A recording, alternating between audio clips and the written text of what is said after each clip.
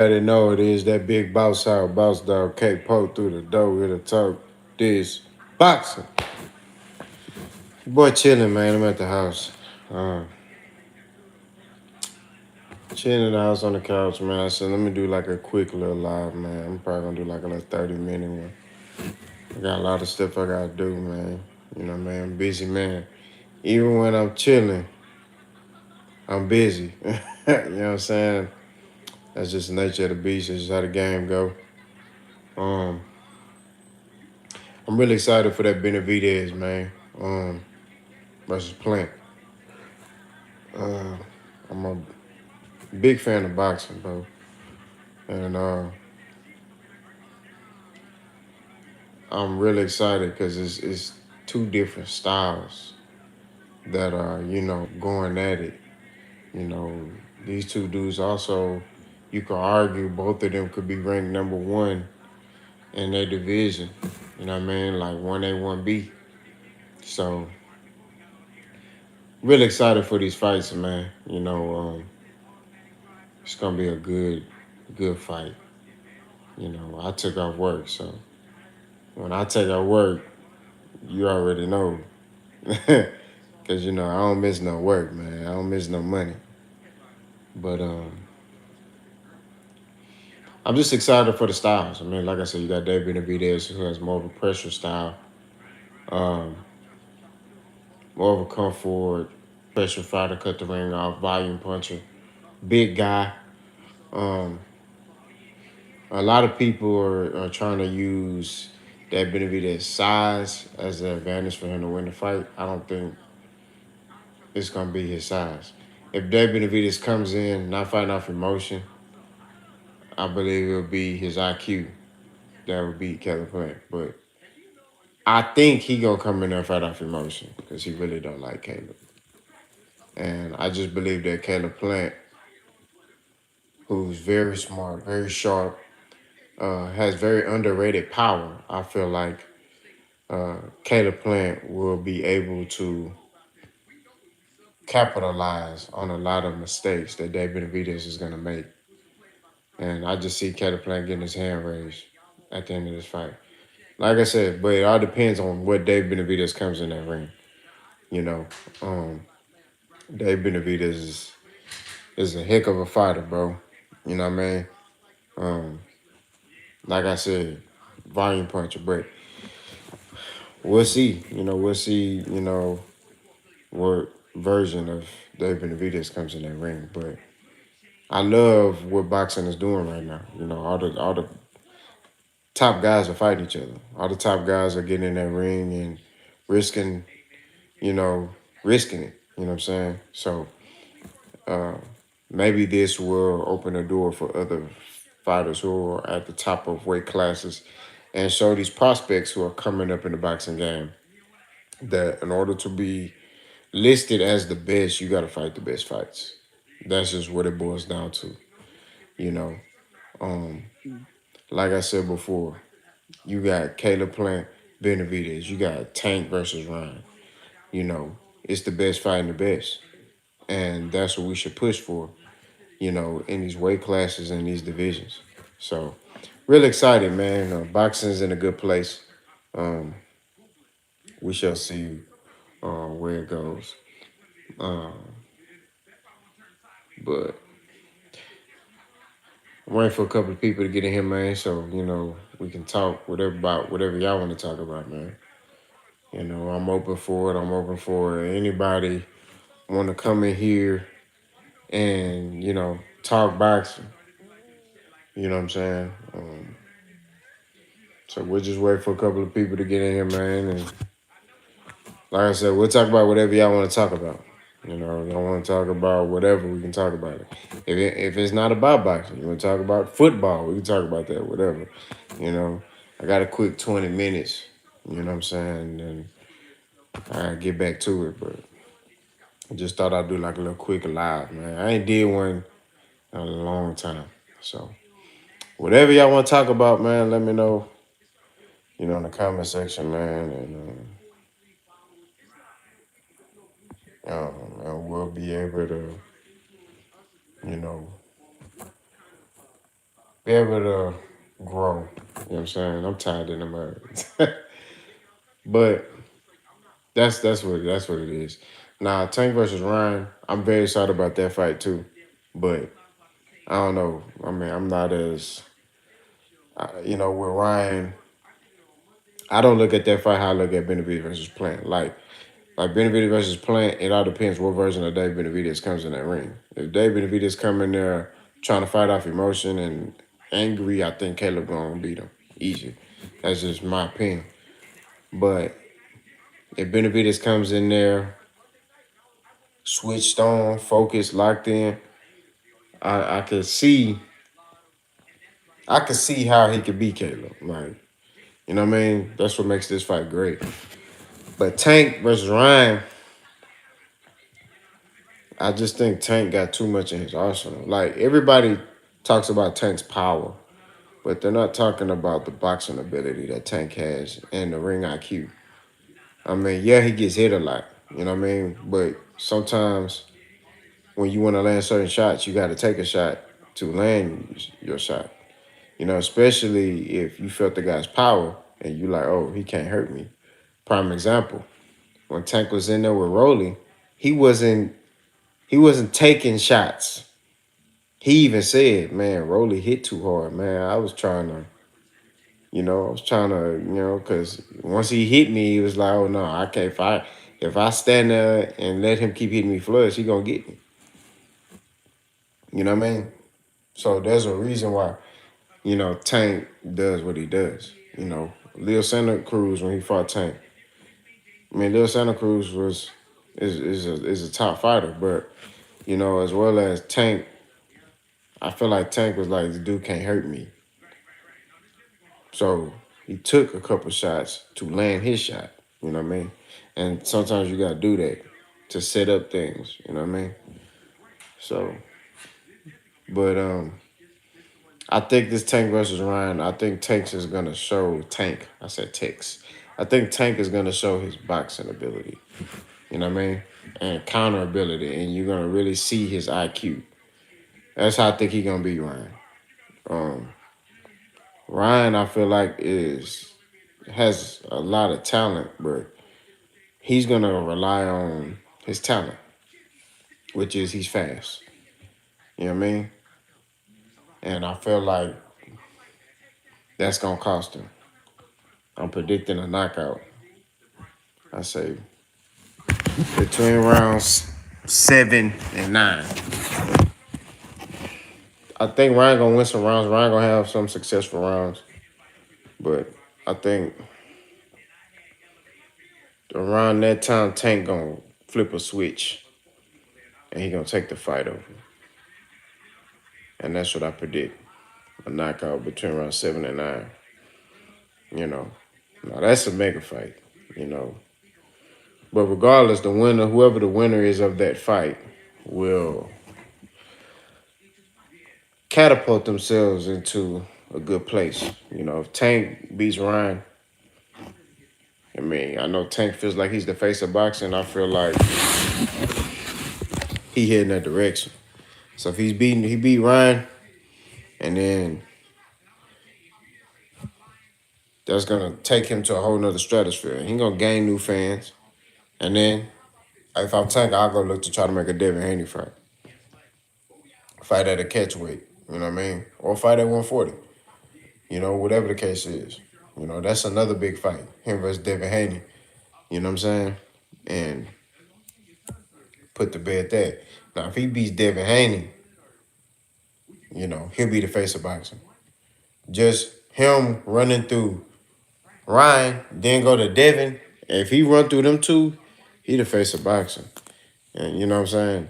And then go fight Shakur and beat Shakur, he gonna be Floyd Mayweather status. Like he gonna be that dude. Like, you know what I'm saying? So, like I said, man, I feel like this fight stylistically is. I don't know. I feel like stylistically, Tank is gonna show why he is. Why he has all that hype around him. That's what I believe. You know, he's gonna show why. You know, I think people love to talk about the power, like I said, but it's the other things that he does that makes him great. You know what I mean? Now, Keyshawn Davis, we just running through it. Keyshawn Davis, um, the prospect. He's saying that he wants to smoke with Frank Martin, and I made a video. Y'all go check that out. What was that yesterday? And basically, what I'm saying is Keyshawn Davis getting at Frank Martin right now, getting stopped. You know, now granted, that's not a high demand fight. Nobody will really come see that fight. You know, and that's why Errol told him what he told him. Hey man, keep fighting, keep your money in your pocket. That'll be a fight we can make in the future. You know what I'm saying? But I would like Shakur versus Frank right now better. You see what I'm saying? Now, granted, like I said in my video, I would favor Shakur because Shakur is a special type of fighter.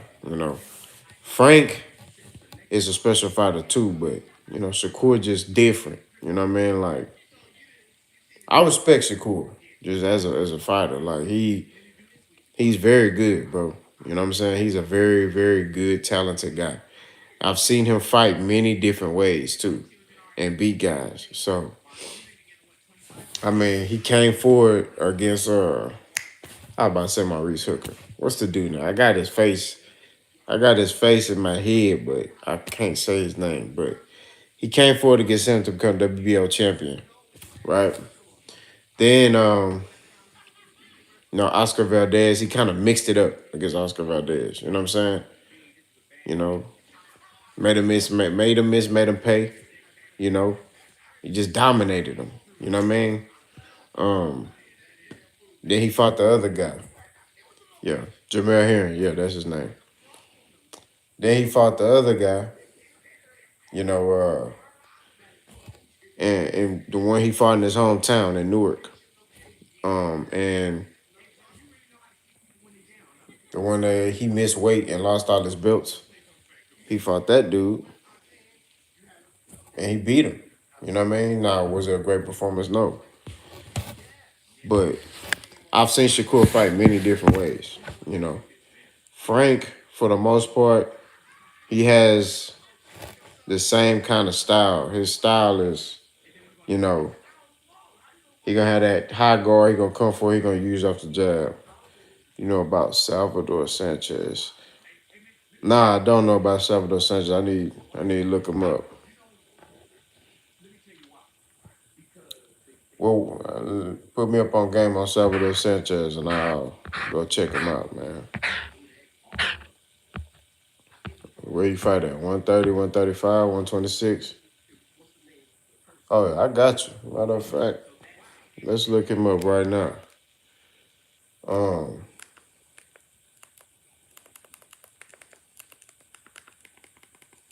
But that's with Shakur. Like I said, I've seen him fight many different styles. So, okay, I see one right here. Old school, Salvador Sanchez. But he Puerto Rican?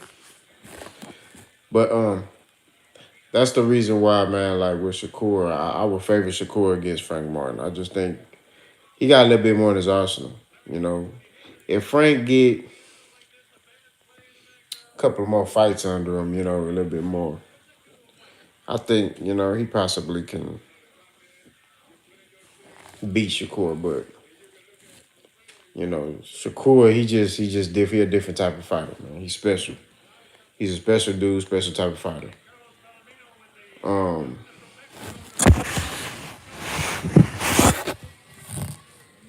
Now, I wasn't going to talk about this dude, but we're going to bring him into the conversation. Terrence Crawford. Bomac was sitting there saying, and y'all go check out Detail Boxing video. Bomac was saying that, they're in talks Well, they're not in talks. I mean, they're considering the Errol Spence fight, but Terence Crawford got options. And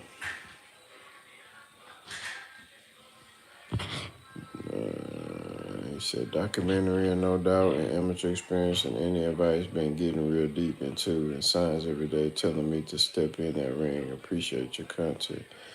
Oh, no problem, bro.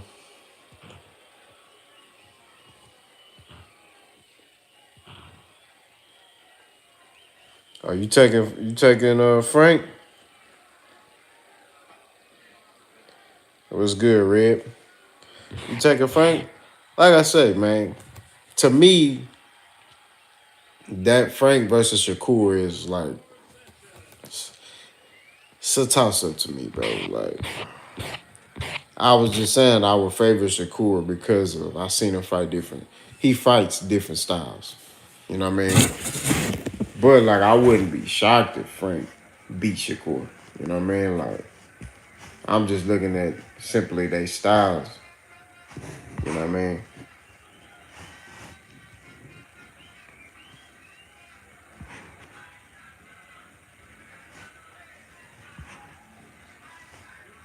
But taking Shakur. Man, I need to go out there to Cali, man. I ain't never been out there before. I need to go out there and see what's up, man. What's some good places to go in Cali? But I would really like that fight though. Shakur Steve versus Frank Martin. I feel like that's a mega fight right there. That's another one on like a lower level. You know what I mean? That's just how I look at it. You know. But Terence Crawford, he's we finna talk about him. Um, he got options. He got options to fight. You know, apparently they talking about L Spence. I don't think they L and Terence gonna fight. So Alexis Rocha, you know, we're saying San Diego. I'm gonna have to go out there, man. See what's up. I hear San Diego beautiful. You know, my father-in-law, he was in the Marines, so and he was out there in San Diego. He said he loved it. And then I got a coworker, he was in the Marines too. He said he was in San Diego. He said, man, it's beautiful out there. So I'm about to go check it out, man. You know, I'm from Texas, man. So, you know, the only other place I've been is Mexico. You know, I've been to Cozumel, but I ain't never been nowhere else in the United States. So, but you know, who do we want to see Terence Crawford in there with, man? Of course, we all want to see Terence in there with Errol. I mean, let's just call a spade a spade. You know, I don't think that's gonna happen. You know, those of you who follow me, what's good? What's good with you, bro? Those who follow me know my reason why I don't think Terence Crawford will fight Errol Spence. I don't need to get into all that. But I can see Terence Crawford based off his track record, based off of his history of fights. I could see him picking Alexis Rocha. I think he gonna fight Alexis Rocha, and then probably go fight the winner of Virgil Ortiz Stanionis. You see what I'm saying? And then I don't know, probably retire after that because he don't. I don't feel a sense of urgency from him to want to become undisputed. You know, that's just my opinion. I'm entitled to that, but I don't think he gonna want to do it. Exactly. He said, I can see Terrence and Tank on. It would be crazy to see Tank at that way. Hey, Terrence Crawford versus Tank. Yeah. Yeah, man. But Tank he gotta take care of Ryan, But I would love to see that, man. Cause Tank did say he can knock out Terrence Crawford. And y'all remember they asked Terrence Crawford and he was kind of looking like, stop playing with me. But that'd be a good fight, man. We'll see. I will watch it. I'm not gonna lie, I will watch it. You know, it'd be funny if he get knocked out by Lil Tank, but like I say, man, that'd be funny. Um, that ninja, say great content, bro. Been watching you here for a minute. Oh man, appreciate it, man. Appreciate the love. He said, it seems like Crawford is more interested in keeping EJ from undisputed than becoming two-time undisputed. I agree. I mean, like I said, man, I made videos talking about that. I don't think he want L. Spence. He don't want to let L. Spence get any shine off of him. You know what I mean? That's what I think. I don't think he. Oh, big facts. Hey, man. Tank got some real power. It's some dudes that I forgot what fight it was. It was a middleweight that sparred Tank, and he was like, "No, that boy hit hard." And that boy at middleweight, Tank fight at 135, 130, and 140. So that let you know right there. But yeah, I don't think Terrence, like you said, I don't think Terrence really care about becoming undisputed. You know what I mean? That's just what I feel. I feel like just he know Errol want that belt. So he know as long as he got that belt, he can continue to dangle it in Errol Spence's face, and be like, hey, I ain't, you know, you're gonna have to beg and plead with me, you know what I'm saying? And if I'm Errol, I don't worry about Terrence Crawford. I go to 154.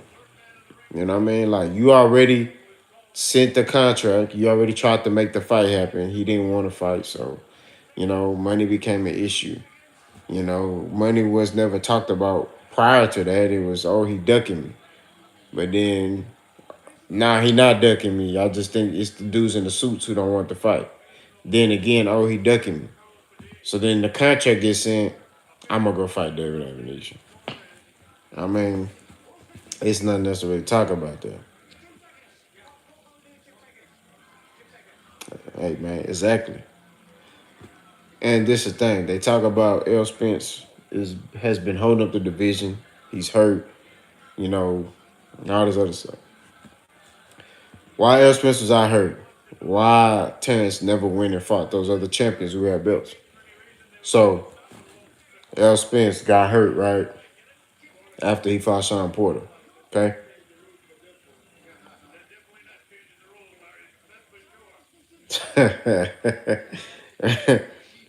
And he already gonna get that, man.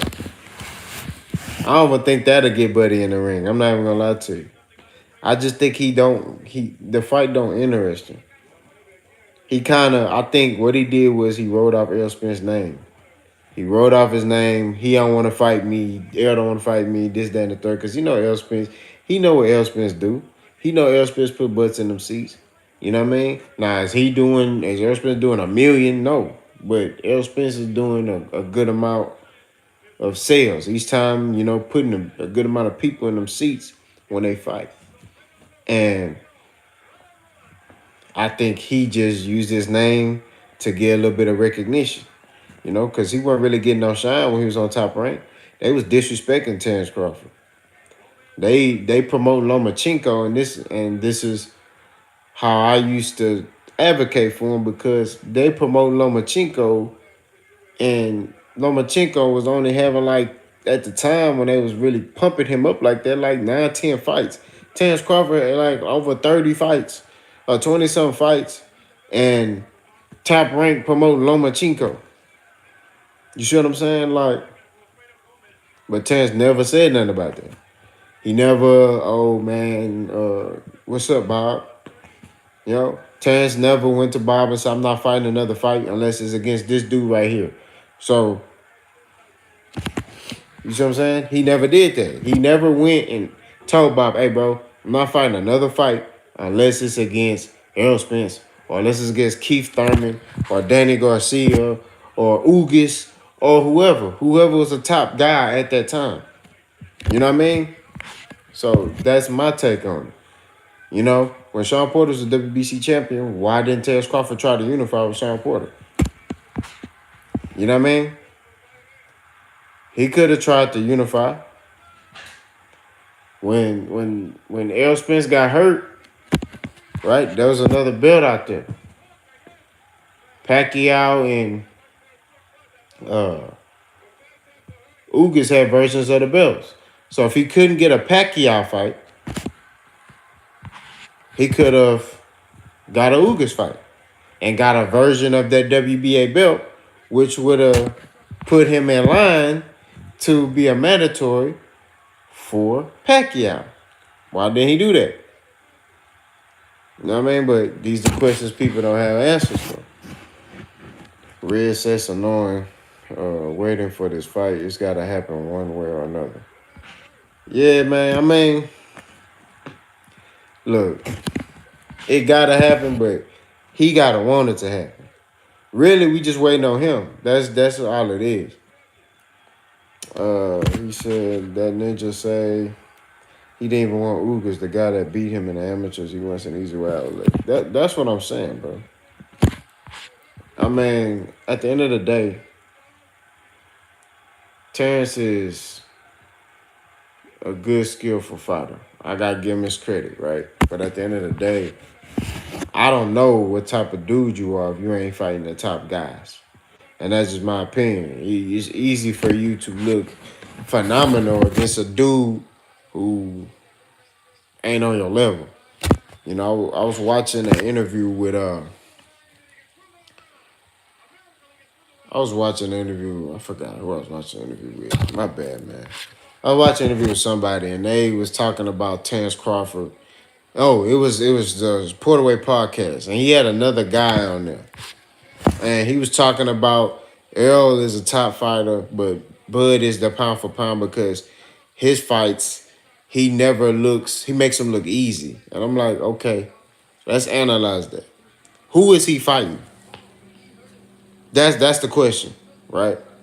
Those are questions that I pose. Who is he fighting? So when he said that, I would have been like, I don't know about that. And then Sean corrected him because the dude was like, Bud never really lost no rounds. Reporters like, he lost rounds against me. Like, bro, what is you talking about? Like, he gassing up Bud like he invincible. And I'm like, look, Bud has looked phenomenal in those fights, right? But we got to keep it real, right? We got to be honest. And a lot of people don't want to hear the truth. That boy, okay, ain't fighting nobody. It's easy if I can beat the brakes off people who ain't on my level. That's easy money all day, every day. But what you gonna do when you get in there with another live dog that could throw bullets back at you? That's the question. JP said I feel he really knows he's not going to be there. He knows how Errol put the belts on the body, beats on the body, my fault, through the whole fight, and he's not used to that. It's the work rate of Errol Spence that I think he not ready for. Because in my opinion, like we say, Bud takes time to collect data on you, right? Errol Spence gonna come out. You know, he already know that's a flaw. So he's gonna come out shooting that jab. He gonna come out ready to go. You know what I mean? Green light. So he's coming out with the work rate and the amount of punches he throw each round. Bud gonna be down a couple rounds. You know what I mean? And by that time, Errol is the type of fighter that go to your body. So you down a couple rounds, and normally when he down a couple rounds, Bud cut it up. Well, you're not gonna be able to cut it up if Errol beating on your body. Now you tired. Now you can't use lateral movement. You know what I'm saying? Because Errol didn't hit on your body so much that your legs don't move how they normally move. That's it's all a tactic. There's a reason why Errol Spence go to the body. There's a reason why a lot of fighters go to the body. To disable the legs. If I keep weighing on your body, you get more tired, right? You're not going to want to move. You're going to want to stand there to catch your breath. You see what I'm saying? Because when you're moving, you're exerting energy, right? So when that happens, boom. So, like I said, man, I think Errol Spence will stop him. That's just my opinion. You know, I'm not saying Terrence Crawford can't win, but Terrence gonna have to come out and be first against Errol Spence. He gonna have to make Errol respect him early. That's not how Terrence Crawford fight. Like none of his fights in his career, he's come out the gate and been like, "Oh, you know what I'm saying? I'm finna make you respect me." Terrence normally comes out, collects data, see what you're doing, and then he'll adjust from there. By the time he try to adjust, he gonna be down a couple rounds, tired. You know what I'm saying? Spence versus Pack is a loss. Is a fight lost in time. Shame we never got that one. Yeah, it was, but Errol hurt his eye. So, um, do you feel the winner of Davis Garcia is going to get in the ring with Devin next? That I don't know. If it's Ryan, yes. If it's Tank, I'm gonna say I don't know. And the reason why I say I don't know is because there's gonna be that jockeying for I'm the A side. Because Devin can say, hey, I'm the undisputed champion, 135 pounds. But Tank be like, well, I'm selling this. I'm making more money. You see what I'm saying? So I think that fight will be tough to make. Say facts, boss. That work rate is going to be a killer for that boy.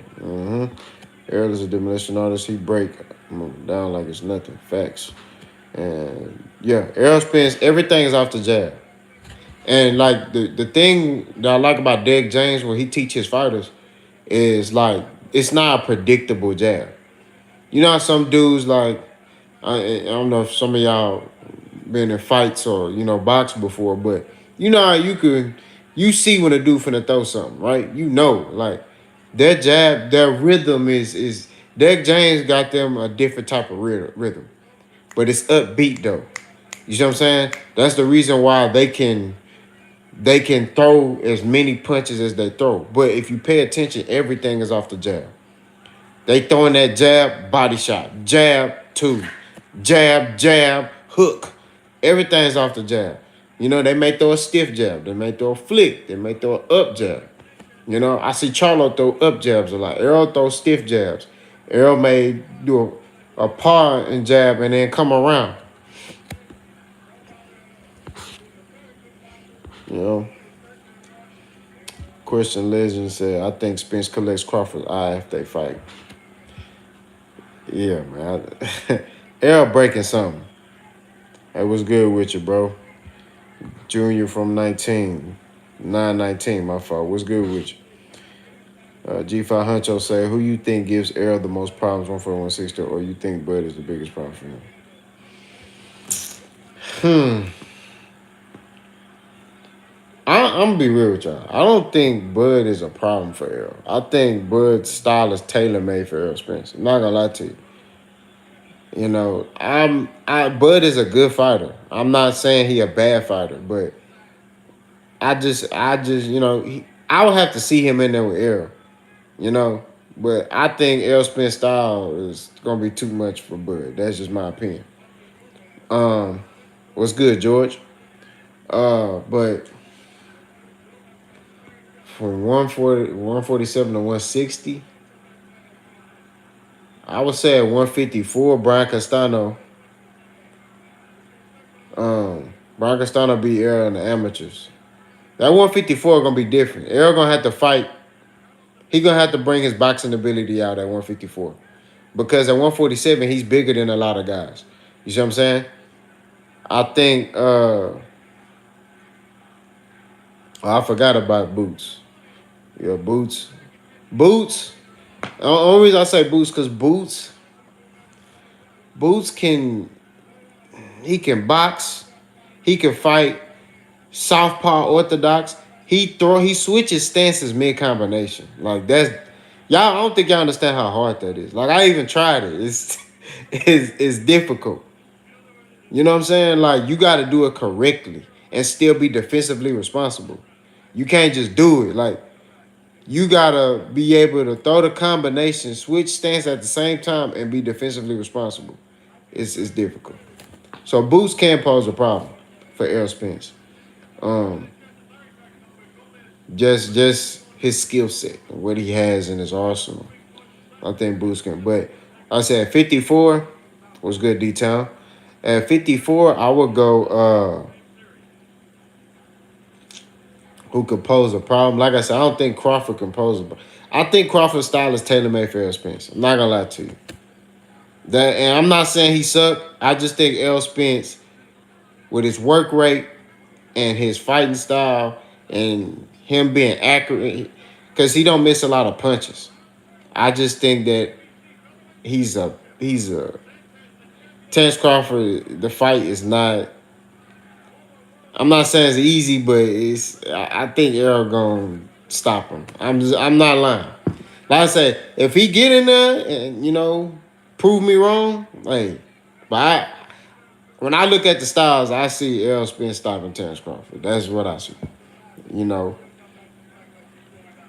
I look at that, and I think Bud know that too. There's a reason why he playing around and stuff like that. But at 54, I could see Castano being an issue. I could see him being having a little problem with Castano. You know what I'm saying? Because like I said, I think at 54, Errol's gonna have to box more. You see what I'm saying? He gonna have to show his boxing ability, and he can box. He has the ring IQ. He could do it. Is at 47. If it ain't broke, don't fix it. If I'm hitting you with a jab and you keep letting me hit you with a jab, why stop? G5 Huncho say, why Keyshawn be acting like Shakur Caddy? They damn near the same age, talking about, please let me fight him. Then he calling out dudes in his division to fight Shakur and say he a prospect. He funny. Yeah, Keyshawn do a lot of cheerleading, man. He do a lot of talking. He need to be focused on being in the gym. Cause I'm telling you right now, if they put Keyshawn Davis in there with Frank Moore right now, he getting stopped and his career's over. It's not. Is he's done. You know what I mean? He's the type of dude where he gets hype off of other guys' success. He's a what do they call him? You called him a caddy. He a side chick, man. That's what he is. He a side chick. That boy, he be on the side cheerleading and nah, man. You know what I mean? Frank Martin doing this. Ain't saying nothing. He training. If you want to smoke, what's in your contract, we can fight. Other than that, I ain't got nothing to say to you. That ninja say I like Boots, but when he switches, he does get hit a lot. Spence would expose that, in my opinion. Like I said, we're gonna get into Tim Zoo fans in a minute. But like I said, I think Boots. And those of y'all who join in the chat, we just bouncing around topics. We just talking boxing. Whatever y'all want to talk about, we talking about it. I didn't come out here and have an exact topic I wanted to talk about. So y'all basically controlling how this thing go. You know what I mean? Like whatever y'all want to talk about. But to respond to that ninja, I can see that. You know what I mean? Boots do get hit a lot, but I think Boots will come into that fight pretty squared away because he understand what he up against. I think when he in there with low-level competition, he kind of know, like, that's why he be in there playing. He ain't going to be in there playing with Errol because he know it can go bad for him. You know what I'm saying? Errol will stop that boy if he ain't switched on. So he know, I feel like he'll take that fight a little bit more seriously. Because Boots be in there playing, man. He be backflipping and doing all type of stuff, man, when he be in there. When he was in there with Lipinets, he was, letting Lipinets hit him. I'm like, those Tim Zoo fans, though. Man, let me tell you, man, if y'all go on my videos, them Tim Zoo fans off the chain. They be in the comment section, man. They believe in that boy Tim. And I told them he fight like Jeff Horn to me. So, and they got pretty upset about that. Somebody broke into Terrence Crawford crib. Dang, D-Town. When that happened?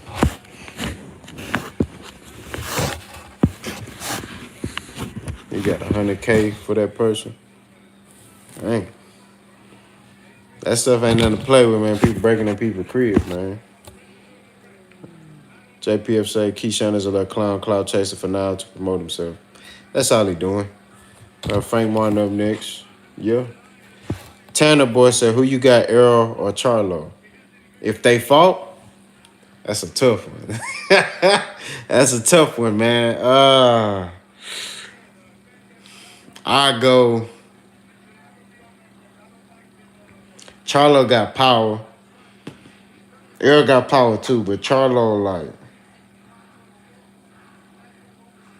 I go Earl. I think Earl will grind Charlo down, man. But I think both of them, it'll be knockdowns in that fight. I think both of them knock each other down in that fight. But I think Errol Spence will win. I just think Errol Spence's work rate is, you know what I mean? I think Charlo, I think Errol beat Charlo. JPF said, can't play with Errol. It could go south real quick for him. Man, Errol Spence is the truth. There's a reason why his name is the truth, right? That boy ain't playing. You know what I mean? That boy is nothing to play with, man. You know what I'm saying? You see how that boy be hitting that bag? Like, he be landing power shots on that bag for minutes straight. You know, you see some fighters, they'll tap the bag, show they speed. They'll just be digging in that bag, ripping it. You see what I'm saying? And that's what he do to his opponents. He rip into them. That's why they don't be wanting to throw no punches. They talk about Ugas. They talk about Ugas just stood in front of Errol. There was a reason why he stood in front of Errol. Because he couldn't move. Errol was tagging that boy. And he broke him down. And he was getting tired. So he just shelled up and stood in front of Errol. It's all Errol, man. Errol is just, that power is something different, man. That ninja say Charlo lions going to the zoo to eat. He is tailor-made for Charlo. Man, look, Tim Tszyu is a good little fighter, right? And I've said this in my videos. He a good little fighter. He need about 4 or 5 fights. You know what I'm saying? To prepare for Charlo. I'm telling you, Charlo gonna knock the kangaroo jack out that boy. Like, all the crikey is gonna be gone. He gonna be asleep. You know what I mean? Like, they talking about, if he's gonna run from Tim Tszyu. I'm like, why would he run from Tim Tszyu? What is Tim Tszyu doing? What is he doing? They celebrate because he knocked out Tony Harrison. You talking about Tony Harrison that Charlo knocked out? You knocked Tony Harrison out the same way Charlo knocked him out. What are we talking about here? Errol is more disciplined. Yeah, I can see that. But they're not gonna fight though. I don't think Derek James will let that happen. Errol power shots are literal soul eaters. Errol takes your will from you. That's what he does. And that's what I respect about Errol Spence. Because he make you make a business decision in that ring as a man. You know what I mean? When it get to the point where you start questioning, what's good, Sean T? When you get in there and you start questioning your will to fight in there, Errol take that away from you, bro. Like, he takes your will from you. When he landing them body shots and he just constantly, and it's not, he doesn't really throw combinations. He places his shots. He's boom, boom, boom, boom, boom, body shot, boom, boom, boom. Like, he places his shots and they thudding. So you getting hit with thudding power. What's good, Jay Will?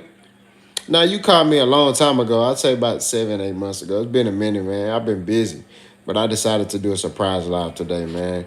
But what's good? I ain't heard from you in a minute, bro. What's good with you, man? I'm glad to see everything good. Your family good? Everybody good, Jay Will? Uh, Tim knocked him out in the ninth, but Mel slipped Harrison in the sixth. Mel too strong. All I gotta say is, man, look, these Australians gonna see, and this is what I be saying. These Europeans, they believe in their fighters, man, and they fighter can be trash. You know, they fighters can be everything's everything. Keep cooking. Appreciate that, Jay Will, man. It's good to see you, brother. For real, for real. But they fighters can be trash, and they will still advocate for him. And you be like, dude, like I understand he from like one thing about us Americans, you know, do we don't the only bad thing about us we don't support our fighters like the Europeans do. You know what I mean? But we realistic too. If our fighter is trash, we're gonna let that dude suck. And that's it. And we'll pick the dude that's better. Right? This is simply a fight where you look at the two and you like, who's better? Jamel Charlo is better at everything than Tim Tszyu. Everything. But they want to argue down that Tim Tszyu, yeah, he's going to come in there and Kpotie, he's going to knock out Jamel Charlo. It's like, bro, I understand you believe in your boy, but that ain't happening, cuz. I'm sorry, it's not. You know, I get it. You believe in him, and that's fine. It's fine to believe in him. But you have to be realistic, too, and have that understanding that your boy going to be laying on that ground looking at the ceiling. Or he might not even be looking at the ceiling. He going to be asleep. He going to take a nap. You know what I mean? Jay will say, you ain't lying. Them boys over there are going to ride for their people no matter what. That's facts. That then said smash the like button. Yeah, hit the like button, man. But that's all I'm saying, man, is they can have a fighter that's trash and they still support him. And you just be looking like, dude, use your logic. Use common sense. Tim Tszyu ain't messing with no Charlo. Nah, he has a chance. Every fighter has a chance when they get in that ring, realistically. But if Charlo come in there, switched on, locked in, it's over. Too Tall Bishop Jones said, first live. Nah, this ain't my first one, but it's my first one in a long time.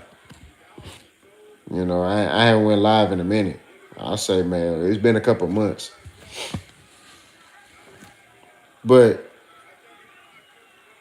Charlo is better than Tim Tszyu at everything, right? He hit harder than him. He's more athletic. He can box better than him. He has better defense. He has better ring IQ. He's fought better competition. What more do you have to say? And let's go through the list of fighters that Jamel Charlo had to fight. Jackson, right? Bet, looking forward to more big, bro. Man, appreciate that, man. Appreciate that, Jones. Uh, Jamel Charlo fought Jackson. He was losing that whole fight. Hey, Shanti, I said that. They argued me down that Brian Castano can't beat Tim Tszyu. And he's not better. I said, and what they keep talking about is, oh, Tim Tszyu hit harder. What does that mean? Brian Castano is the better fighter all around. There's a reason why Tim Tszyu ain't fought them.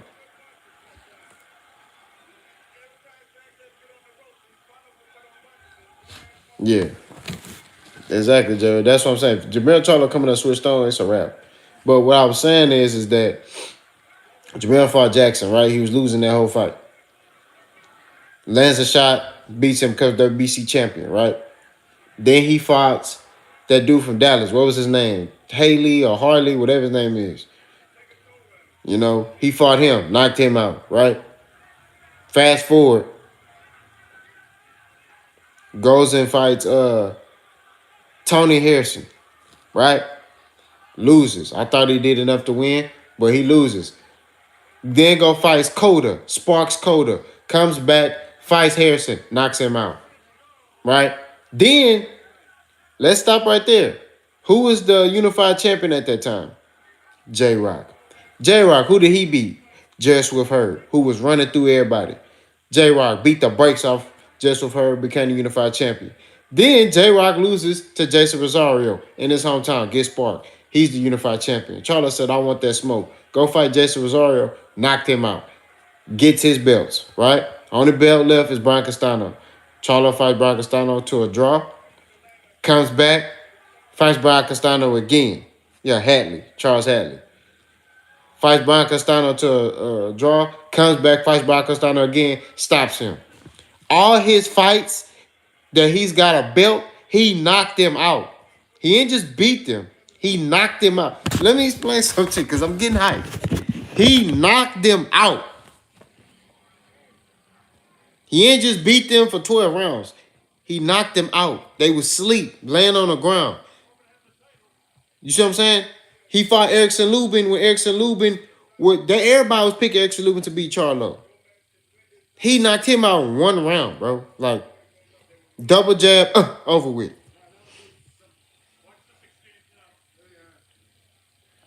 Come on, man.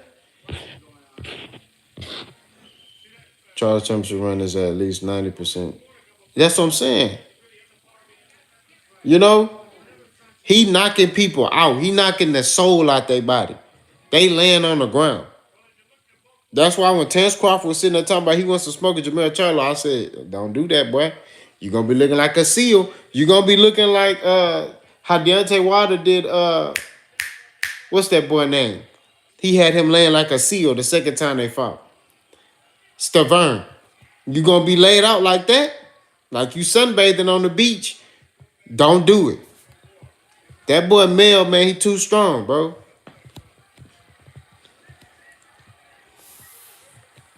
They don't like the Charlos, man. They don't like them. They don't, and I peeped that.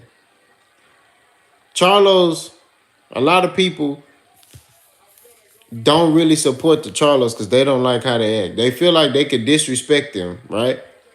They feel like they could disrespect them, and when they say something back, it's a problem. Too tall, say being from Baltimore, I'm rocking with Tank all day. How you feel about the fight? Tank versus Ryan, I got Tank. I think it's going to be an easier fight than people are saying it's going to be. In my opinion, I could be wrong. Ryan may get in there and, but I see too many flaws from Ryan, man. Like I said, and I think this fight people going to really, because when people talk about Tank,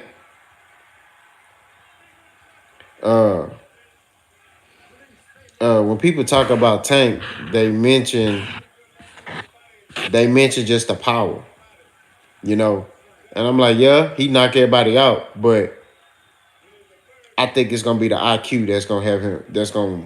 He gonna show that IQ against Ryan, because Ryan ain't even been in the fights. Yeah, Tank hasn't fought like elite fighters, but he's fought game respectable opponents. Like they great fighters. You know what I'm saying? And Tank gonna show that IQ. That's what I think. Red, I agree. I say he gonna stop it between rounds 7 and 9. Jay Will said the reason Charlo ain't on the pound for list is because his attitude and because he has a draw and a loss on his resume. I could see that, but I think it like I said, it is his attitude, his temper. You know what I mean? He typically, like I said, people say stuff to him and he comes back aggressively towards them. And they don't like that. They say, I got Tank all day, Tank has IQ. Exactly. I mean, Tank sets up guys. He sets up punches pretty good, to keep it 1,000 with you.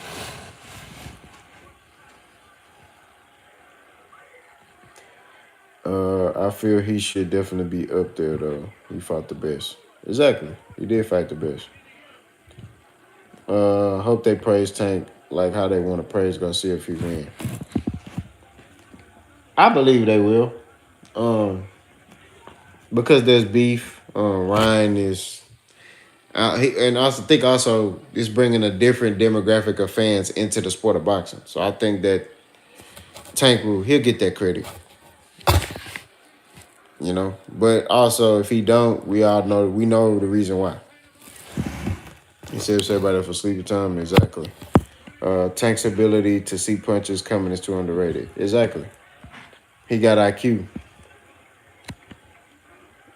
These fighters, why we care about their temper, that should have nothing to do with that list. Exactly. It shouldn't. But that's what these media outlets they worry about. You know? Every fight Charlo has fought, they've predicted him to lose and he win. So, I mean, I don't know what else to say. I mean, it'd be a lot of people, and this is the thing. People will sit there and say, "Oh, I want Charlo to lose," right? But then go bet on Charlo to win. It's backwards. You see what I'm saying? So it's retarded. How should Jamal fare with Benavidez or Plant? You talking about Big Charlo, Sean T? Who your top 5, 10 pound for pound right now? Uh, well, that's a Sean T question. I think the Benavidez fight is a more winnable fight for Jamal than the Plant fight. I think because styles make fights, right? In my opinion, I feel like Benavidez is there to be hit. You know what I mean? He don't really move his head like that. Now, granted, Jamal's gonna be the smaller man coming up to 168, and Dave Benavidez is a big guy. You know, he could probably fight at cruiserweight, but I think that Jamal, one thing he has on his side is he has that jab. He got a very strong jab. And with Benavidez, people don't understand when you fight aggressive fighters like that, the jab is most important because Benavidez is a rhythm type of guy. So he throws a punch and he's a rhythm guy. You know, once he get in his rhythm, once he get in his bag, he in there. And I think with Maul, him what he has in his bag is that jab. That jab make you reset, especially if you landed in that wheel, right? So Benavidez try to come in and get a flurry. I feel like the jab will be able to neutralize that. Now I guess Caleb is tough because Caleb is slick and he's smart. You know, that's a tough fight. You know, the Charlos to me tend to struggle with guys who can box and are slick. You see what I'm saying? I mean, look at how Mel struggled with Jackson. Now, granted, that was early on in his career, but he hasn't fought a style like that. You know what I'm saying? So that's what I think. I think Caleb is a tougher fight for Jamal than David Navidez. Uh, G5 said my top five. Um, I don't have a 10. My five, I got Jamel Charlo number one, L Spence number two, Nayo Inui number three, Terrence Crawford number four, and I used to have Canelo, but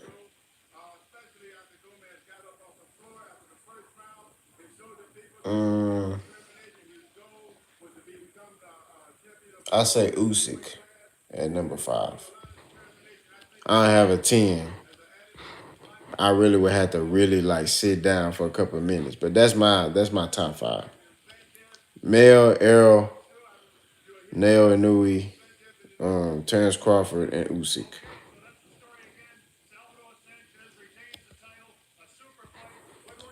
He said they should really talk about Tank more. He do a lot for our city that goes unnoticed. Yeah, but with the black fighters, all they gonna point out if they get arrested is the things they got arrested for. That's just what it is. They're not gonna point out the good that he do. They're gonna point out, oh, the boy got arrested. You feel what I'm saying? JPL said, I would like to have to see how Maul looks now. Give my real answer. Uh, yeah, Maul got to be my actor, but we talking as if Maul is active. If he's active, like let's say he fight, one or two tops, and then go fight Benavidez or Plant. Uh, I think the Benavidez fight is a easier fight for him than Caleb Plant. That's just my perspective. I think that Caleb Plant, that fight is just tougher. You know what I mean? That boy Caleb Plant ain't nothing to play with. He can fight.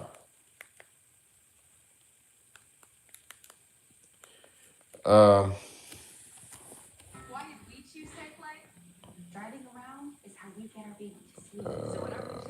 Too Tall says you into UFC. You think that Jones fight was staged? I watch a little bit of UFC. I don't think it was staged. I think Jones is a very good fighter. Crawford with Usyk. Hey G5 man, I'm just saying man. Like that's my list, bro. You know, it changes every day because Crawford sometimes gets moved out of my five. You know what I mean? Because me, I look at the degree of difficulty. When you're a top fighter, in my opinion. And sometimes Crawford gets moved out of my five, and he may be number 10. And people may be like, "What? That's crazy." But it's like he ain't fighting nobody, bro. I look at who you fighting. That's how I guess my top five, top 10 fighters. Who are you fighting? Your degree of difficulty. See, a lot of these people they just want to look at, oh yeah, he's a champion. He became undisputed. No, who are you fighting to get put? Because for me, you got to fight killers to be on this list. You can't sit there and be like, oh, uh, you can't sit there and be like, hey, um, I'm gonna put him on there because he became undisputed. Who did he fight to become undisputed? That's the question. You feel me? So that's what I look at. Yeah, she got that nice with them body. Sweet hands, bro. Like the dude, cold, bro. Like he one of the coldest, smoothest boxers. Like right now, his stuff so smooth, crisp, sharp. Like I fool with it. Red Silver Pacquiao team fight happening. According to Hearn, it's already done. Les Ben wins his PED case. Hey, I don't know what's up with that, man. I don't.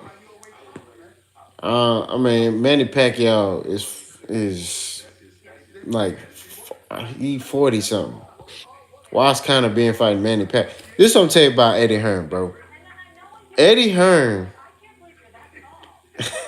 Eddie Hearn don't care about his fighters. He be putting them in there with anybody. If I'm kind of being, I'm like, why? How does this help my career? I'm fighting an old why? So if I beat him, what does that get me? Nowhere. He's just a name. You see what I'm saying? I don't understand why Manny Pacquiao getting in there with this dude. This dude being investigated for PEDs. What are we doing? I'm not fighting you, bro. You over there shooting up. Like, what I need to fight you for?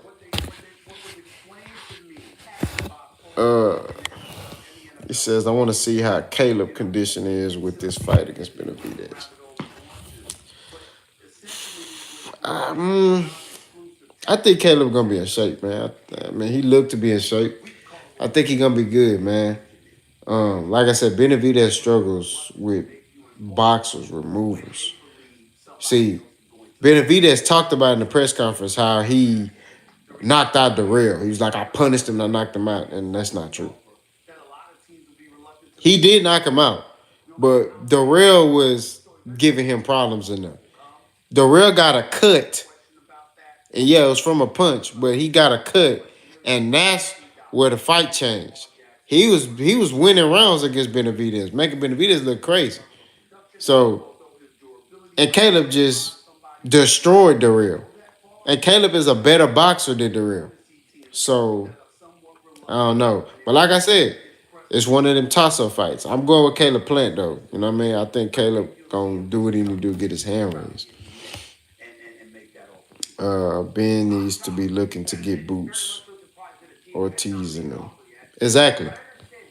But kind of Ben don't want to fight them, man. This thing, like I said about the Europeans, they get hyped up. They over there across the water, they hyped up. Eddie Hearn hyped them up. He bring them over here. They fight somebody real, they get destroyed. Next thing you know, they doing cocaine. Kell Brook. That's what's gonna happen to that boy. If he bring that boy over here and fight any American, he's getting smoked. That's what we're gonna find out what really Conor Ben is really like. And I'm talking about I ain't talking about no low level welterweight. I'm talking about Boots, Virgil Ortiz, Errol, even Terrence Crawford. If he get in there, what's good, boxing MMA 365. If they put Conor Ben in there with Terrence Crawford, he getting sparked. They put Conor Ben in there with L. Spence, he's getting sparked. They put Conor Ben in there with Boots, he getting destroyed. They put Conor Ben in there with Virgil Ortiz, he's getting stopped. That's what it is. Now he might be able to be standing on this. You feel what I'm saying? But I'm just saying, bro. At the end of the day, like they hype these Europeans up, and history shows itself, bro. Only a certain amount of them, only one or two of them over there be real. Tyson Fury, you see what I'm saying? Like Tyson Fury, Kell Brook was real. You know what I'm saying? Until Errol went over there and took his eye from him. So they don't never have like a good batch of fighters. Like over here, we have a good batch. You can sit there and be like, okay, you got Terrence Crawford, L. Spence, you got Boots, you got Virgil Ortiz, you got you got Shakur Stevenson, you got the list goes on. You know what I'm saying? You got Deontay Wilder, you got we can keep going on. Jared Anderson, you know, we keep going. Frank Martin. Over there, they'll have like one or two fighters who make it to elite status, who real, who could come over here and win. But all the rest of their fighters be hyped. And then they come over here and they get beat. And then they go back over there and then, cocaine, man. Snorting that white girl. Boxing MMA say Conor has only fought Chris Algieri, a old Algieri, and that he's fought nobody. That's facts. Algieri is doing commentary work and things like that. Yeah, I saw that. D-Town Boxing reported that too. He said Ugas is looking to fight Barrios. That's a good fight. I would favor Ugas though. Um, yeah. Boy, snorting that booger sugar. But yeah, I would like Ugas versus Barrios, but like I said, I would favor Ugas in that fight. I just think the work rate of Ugas, not get it twisted. It ain't gonna be easy. Barrios can fight.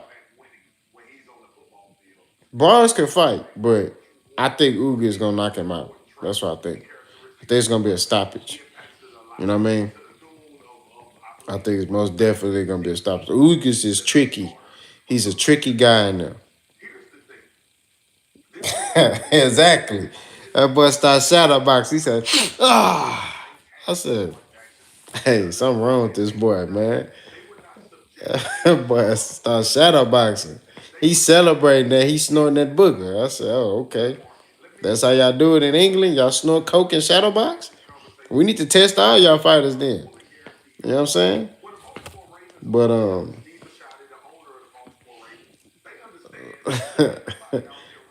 they only have over there, a select few fighters, you know, who be real. They come from over there and be real. So I would check that fight. Ugas has those smart counters, but Barnes moves around. Exactly. I wonder who's the taller out the two. I don't know how tall. I think Ugas like 5'9", 5'10". Barrios, I think 5'11". He pretty tall. So, but don't mean nothing. I think Ugas will knock out Burrows. I think why they talking about Baltimore Ravens down in Texas. I don't know, man. I don't know, too tall. Uh, yeah, I think Barrow's like 5'11", but I would still favor Ugas. You know what I mean? Now, granted, Ugas has been inactive. You know, he fought last April against Errol, but that's what happens when you fight Errol Spence. You go to the hospital, and that's that. I said that in my video. That look, and I know we bouncing around, but we having barbershop talk. Terrence Crawford, right? I'm gonna mention his name for my live, okay? Just for the live. Those of y'all who don't follow my videos know his name is that boy, right? But we're gonna say his name today. Terrence Crawford, no, he going to the hospital. That's just what it is. Errol Spence breaking something on him. Even if Terrence Crawford is successful, he beats Errol Spence. He going to the hospital, and he gonna retire right after that. Boss is a warrior. He gave Keith Thurman. Yeah, he did. I mean, that was, like I said, that was a good comeback fight for Keith Thurman. You know, I would like to see Ugas versus Keith Thurman. That's a good fight for me. Ugas versus Keith Thurman, that's real. You know what I mean? That's two former champions. You know, get. I think that'll kind of put Keith Thurman back on the map. You know what I'm saying? If he was able to get into that fight and stop Ugas, you know what I'm saying? That put them both back on the map. Real talk. Earl takes a little piece. That's what he do, man. Think about it. Think about all the fighters that Errol Spence fight. They never come back the same.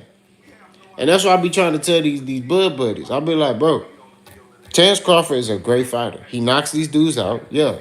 They get knocked out. They get up. They go to CC's pizza afterwards. They eat some pizza. They good. They go fight. They continue on their career. And, they go, they go, they keep winning. Errol Spence, it's only one fighter that kept winning after Errol Spence fought him, and that's Carlos Ocampo. And that's because that was a quick knockout. Errol didn't get a chance to punish that boy. He stopped him, landed a body shot, boom, boom, he was done. Right? It was over with. Finito, finish. But if Errol go rounds with you, you going to the hospital. I'm telling you this. You're not coming back the same. Jay will say maybe they wasn't all that before Errol.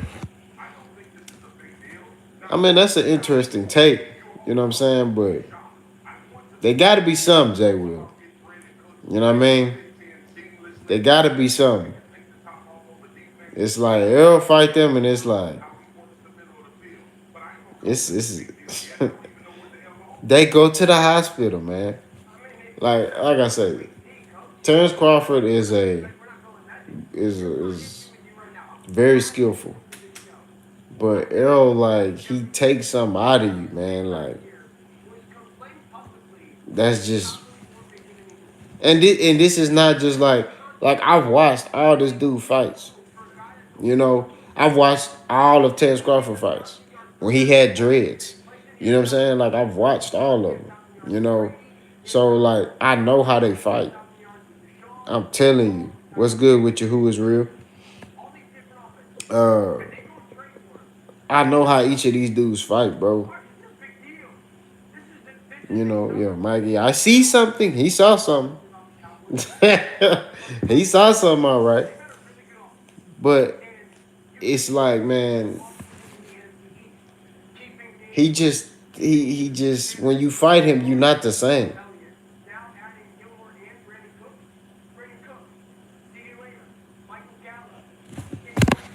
He said, nah, you can't say that. Mikey took a month to get back to interviews, and Sean decided after fighting Errol to go towards his podcast. Yeah, that's all I'm saying, man. Mikey Garcia, he even said himself he wasn't the same. And Jay Will, look, we all want that fight, but we just tired of they dangling in our face. You know, like you know, Jay Will, you been on my channel, man. Jerry did become a chef. I'll tell you, Errol, after if he go rounds with you, you don't be the same. And you notice guys who train for Errol Spence, they train like their life depend on it. They train harder than they ever trained in their life. You see what I'm saying? Sean Porter went and got another head coach so he could beat Errol Spence. Mikey Garcia was joining the snack program, was beefing up, looking like Kangaroo Jack, all of that. He was doing that. Y'all forget. Earl posted that picture of that boy looking like that kangaroo from that movie. You know what I'm saying? Like, bro, like, the boy was beefing up, man.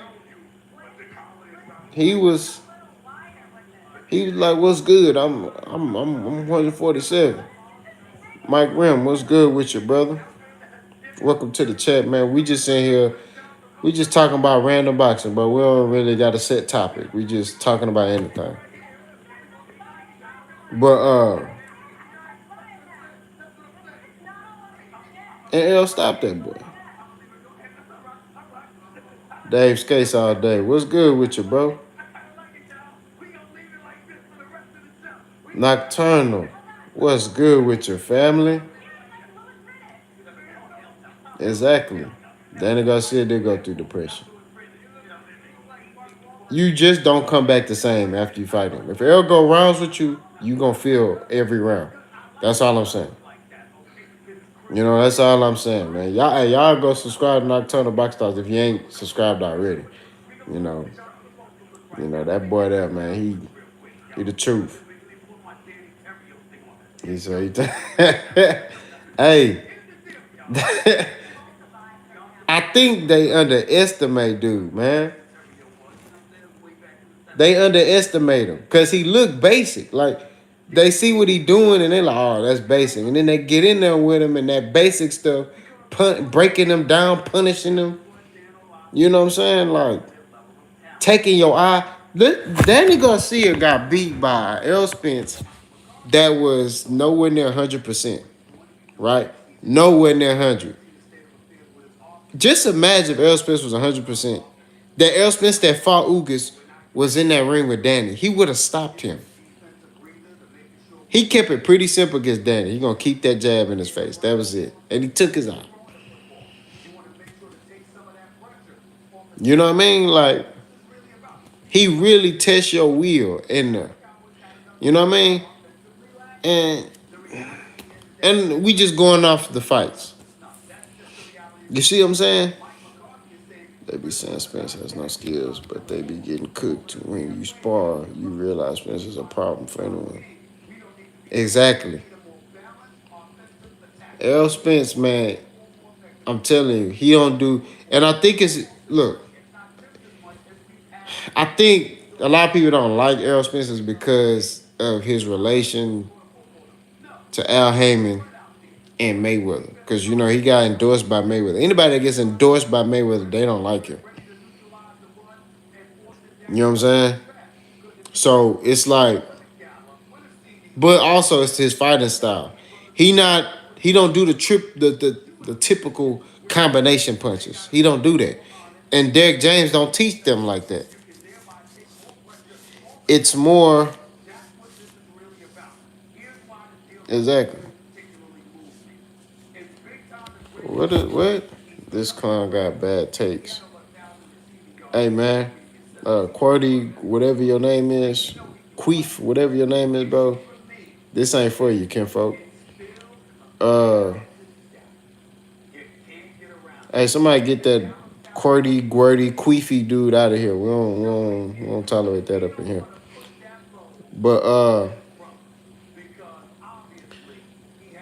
Errol be punishing boys. That's all I can say. He be taking boys' eyes from him, man. Uh, appreciate that.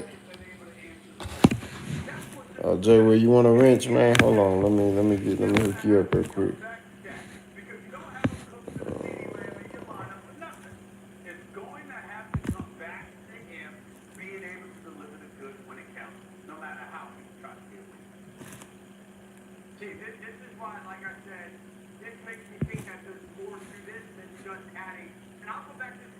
Jay, where you got a wrench, man?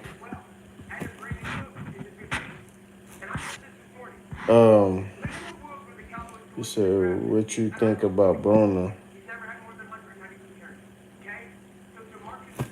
Nah, Jay, where you got it, man? You good? I gave it to you, bro. uh, what you think about Broner, son of Don King? I mean, Broner, he kind of don't have no, he ain't have no choice. He's burned his bridges at PBC. You see what I'm saying? Like he can't. Al Heyman then gave him a lot of breaks. Al Heyman then gave him a lot of money. Al Heyman then looked out for him, and he kind of spit in Al Heyman's face. You know what I mean? Like you burned a bridge that was gonna help you. I mean, what did he say? He came out was talking bad about him and saying he ain't paying fighters, and then PBC wants you to fight King Kong. You know what I mean?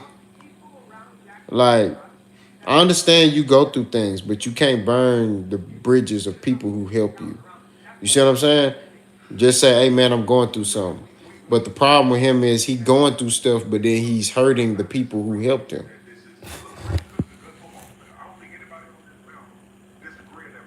Uh,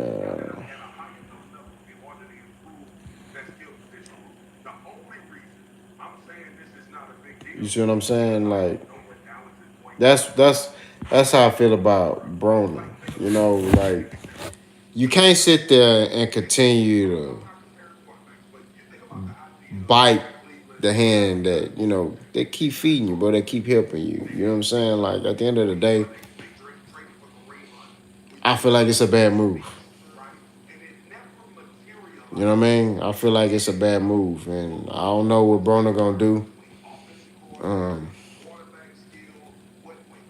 I don't know who he can fight, truthfully, um, because in this fight game, you say you want to be a champion, right? You say you want to be the guy.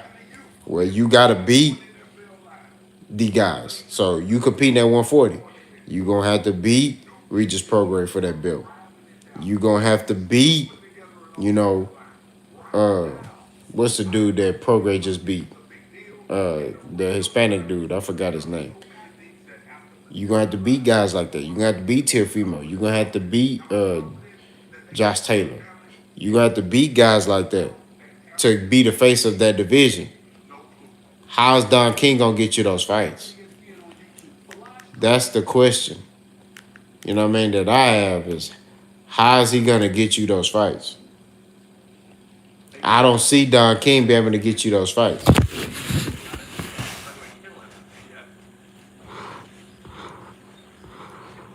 Uh, JPF say Broner, yeah, he did. He did mess up.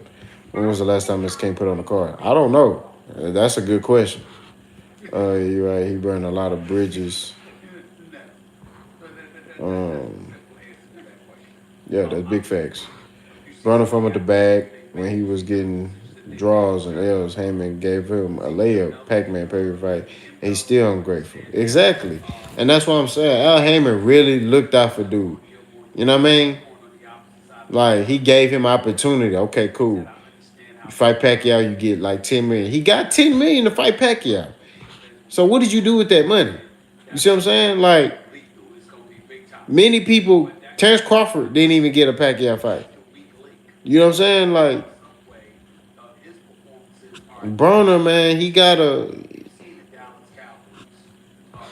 You, I'm sorry, man. I feel bad for him. I mean, he lost everything, but it's kind of his fault. He said, hard to root for Broner. Definitely want to see him do good, but he get in his own way all the time. Exactly. He get in his own way, he get to doing all that talking, all that, then boom. He got it. Yeah, I agree. AB had mad potential too. I guess the business got the best of him. Yes, the business. And a lot of guys, man, when they come from nothing, and they start getting friend, they get people around it that they feel like that's their friend, and they got a lot of money. Everybody want to be around them. You know, they get they get involved with the moment, man, and they be really, excuse me, they be really like, nah, blowing money, wasting time, not training. You got to stick to the things that got you there. And I just think that he got sidetracked. He said, I don't think Broner will be able to get those fights. Nope, AB on shadow ban. I don't see it either. Dan Dubois, I think, is still in court trying to get his money outdone. He said Heyman ain't pay him, but turned around and said that he effed up his money off. Broner might be bipolar, so he is. I do. What happened was he blew his money off. I'm telling you, you got 10 million to fight Pacquiao. Like most people, when they fight Floyd and they get 10 million, they do right with their money. They said that Marcus McDonough fought Floyd Mayweather twice. Twice. This man retired from boxing. He was talking about I'm gonna come back and fight. He ain't been back. He got promoted. He went back to Argentina or wherever he from, and started a farm and got a boxing promotional company. That's it. Like he good. He chilling. You know what I mean? He took that money back home and flipped it. That's what it boiled down to. You feel me? Broner down here. Floyd Taylor different dog. Hey, I'm telling you, he took that money, flipped it. That's what Broner should have did here. You got 10 million to fight Pacquiao. 10. Flip that money. Put in some real estate. You know what I mean? Do something. Floyd got real estate and everything. Like his money he good. Broner could have did that. Nah, that boy at the club throwing ones, throwing hundreds at chicks, pulling up in cars, making rap videos with Rick Ross. Like, bro, you gotta understand what got you here. What got you here is you fighting. That's what got you the money. That's what got you the fame. It wasn't you rapping, none of that. You fighting, you training. You even said they used to have to pull you out the gym. As a fighter, that's how you gotta be. You gotta be a gym rat. Because you not only gotta worry about the dudes that's on your level, you gotta worry about the dudes that's coming next. You know what I'm saying? You gotta worry about the dudes that's your little homies. You know what I mean? Tanking them group. You know? Which had Shakur, which had Boots, which had Regis Prograde, which had all of them. Like they group. You gotta worry about that. They coming for you. So you gotta be ready for that. Floyd, for 2 decades, stayed focused. That's what makes him a great fighter. You see what I'm saying? He had the understanding. These little young bucks, they're gonna try to come take this from me. I gotta stay. Floyd will work out randomly. Just I feel like working out. Let's go for a run. Why is he doing things like that? Because he had the understanding. I don't want to lose, but more than anything, I want to throw this away. And these little young dudes, it's gonna be another young dude come up in the game. Maybe in America, maybe somewhere else. I'm gonna potentially fight. I gotta be ready. And Broner had the star appeal. He could have easily been, I won't say the next Floyd, but been as far as how he's viewed in that way. He could have easily been that way if he would have stayed focused, but he didn't. got distracted, want to drink, want to party, and you can't do that in this boxing game. That boy Dave said, and he's an idiot. Dang, Dave. He said he talked all that ish about Florida, and if you want to be homies with anyone, it's Florida at least money wise. Exactly. Florida got an airport. Exactly. He said he should have bought homes and got residual income for like Broner's dog. Exactly. And Broner got a lot of kids. He got a lot of kids. Y'all, I think Broner got like 8 kids or something like that. And he like 30 something, like 35 or 34. So he got a lot of kids, man. And, you know, I understand that, but at the same time, bro, like, you could have been set for life. You could have been set for life, my brother. Yeah, I think he got like 8 kids. I think he got a lot. I gotta check my phone on the charger. That boy, yeah, he only 34 or 35. That's, you know, yo, like, hey, man. Hey, he do be shooting that club up. That boy don't know what pull out mean. He leave it in there. He be like, oh, man, I would have got fixed after 2. I would have been like, we good right here. He got 10. He got 10, Huncho? Hey. His pull like girl, we gonna be a chill. Hey, it is, bro. That boy, that boy got 10. That boy tripping. Nah, man, I can't. No, that boy got a basketball team, bro. How many players on the team for basketball? Like 8 to no, like 10 to 12, right? He got a basketball team. He got like a part of a basketball team.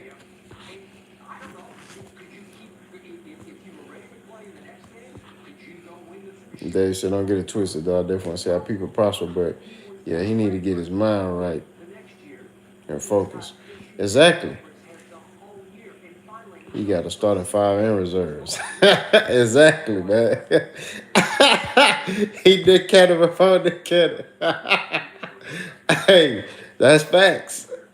That's facts, man. But see, but Nick Cannon got the money. Brown ain't got the money. You know what I mean? His baby mama's taking all the little change he getting. They taking it. You see what I'm saying? They taking that bread from him. They like, hey man, yeah, give him that money, bye. So I feel bad for him, but then I don't because he put himself in this situation. You know what I mean?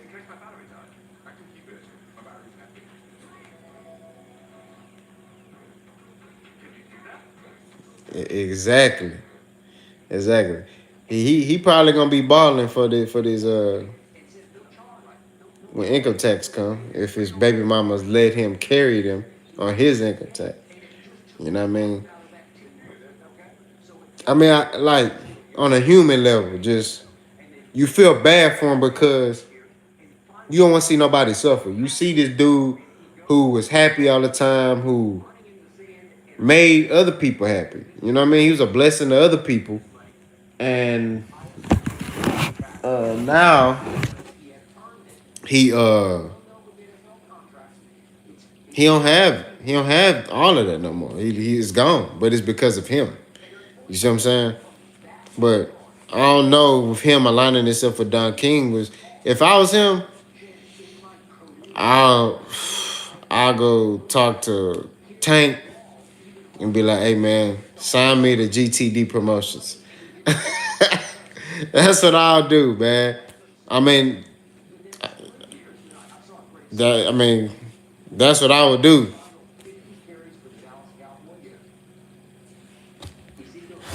So he low key like Ben Simmons, but hate to see the fall from grace. Yeah, man. I just, he said, yeah, they with you when you up. Where they at when you're down? Exactly. And he said that too. In that video when he was running, he was like, man, everybody When you fall, everybody really get to see who really on your side. And that's true in life. Everybody with you when you up, but when you fall, you look around, ain't nobody around. You know what I mean? So, like I say, man, the best thing I think he should have did was either go to Tank and be like, sign me to GTD promotions, or go to. I don't think he was signed with Errol because Errol gonna make you fight some killers. Errol don't believe in no light touches. You know what I mean? So I think him going to Tank will be better. He can go sign with GTD and go from there. You know what I mean? He burned his bridges with Floyd. Floyd ain't gonna sign him. You know what I mean? Cause he don't look at Floyd like a boss. He look at Floyd as like his brother. So he gonna talk crazy to Floyd. But Tank, that's a different. They got a different bond. You know what I'm saying? So I actually think Tank and Broner like real close. You know what I mean? It's just Tank can't really be around Broner like that because Broner don't be moving right. You know what I mean? I think those times when Tank was gaining all that weight is because he was hanging around Broner. You know what I'm saying? And he had to really analyze his actions. You see, now that Tank kind of hang with himself a lot, he probably still hang with Broner, but not like that. You know what I mean? Um, but you see Tank really by himself. You know what I'm saying? He locked in.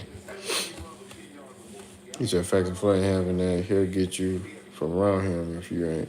Exactly. Floyd bought his money. So if he gonna invest in you, you better be locked in. Floyd, Leonard Ellaby and them. And y'all remember, Broner Broner disrespected Leonard Ellaby. Y'all remember at that press conference? You wasn't with me. You wasn't with me. I'm a real one. Y'all remember that? Hey, me and my wife watched that press conference like 200 times. Cause that boy was tripping, man. That boy had a bipolar episode that day. I don't know what was going on with him that far. You wasn't with me? You wasn't with me? Shut that soft shit. Shut that soft, yeah. Shut that soft shit. Shut it up. You got to shut that soft shit up. Dave say, niggas that's trying to level up need niggas around them that are either where you are trying to get or got connections to get there.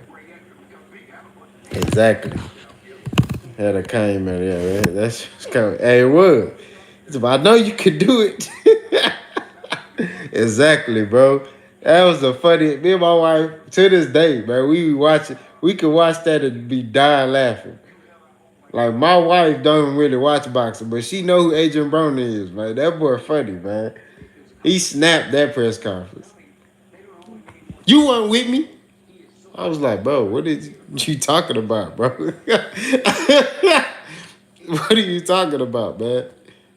He told me they trying to set me up to lose to Desi. I'm not losing to no Jesse Vargas, man. Y'all got me fucked up. Then he fought him to a draw. I was like, oh my god, bro.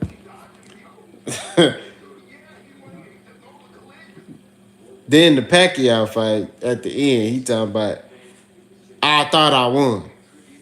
I'm like,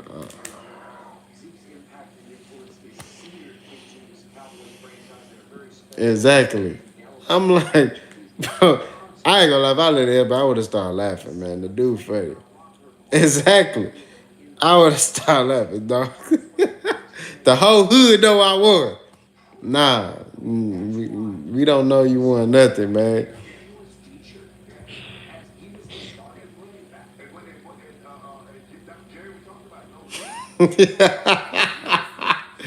I'm telling you, man.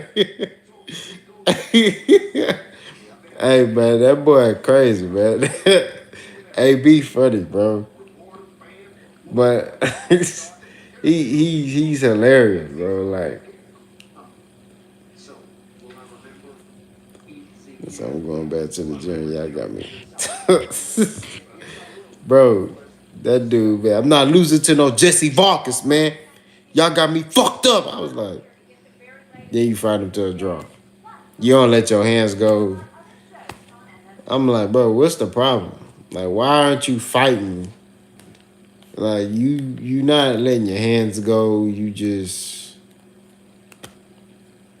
doing the bare minimum. You just in the you on your defense stuff, but ain't no hands getting thrown. Facts. And that's why like I was kind of excited. He was coming back because this Adrian Broner I'm seeing, I'm like, okay, he's showing that hunger again. But I think he hungry because he ain't got no money. He ain't got no more funds.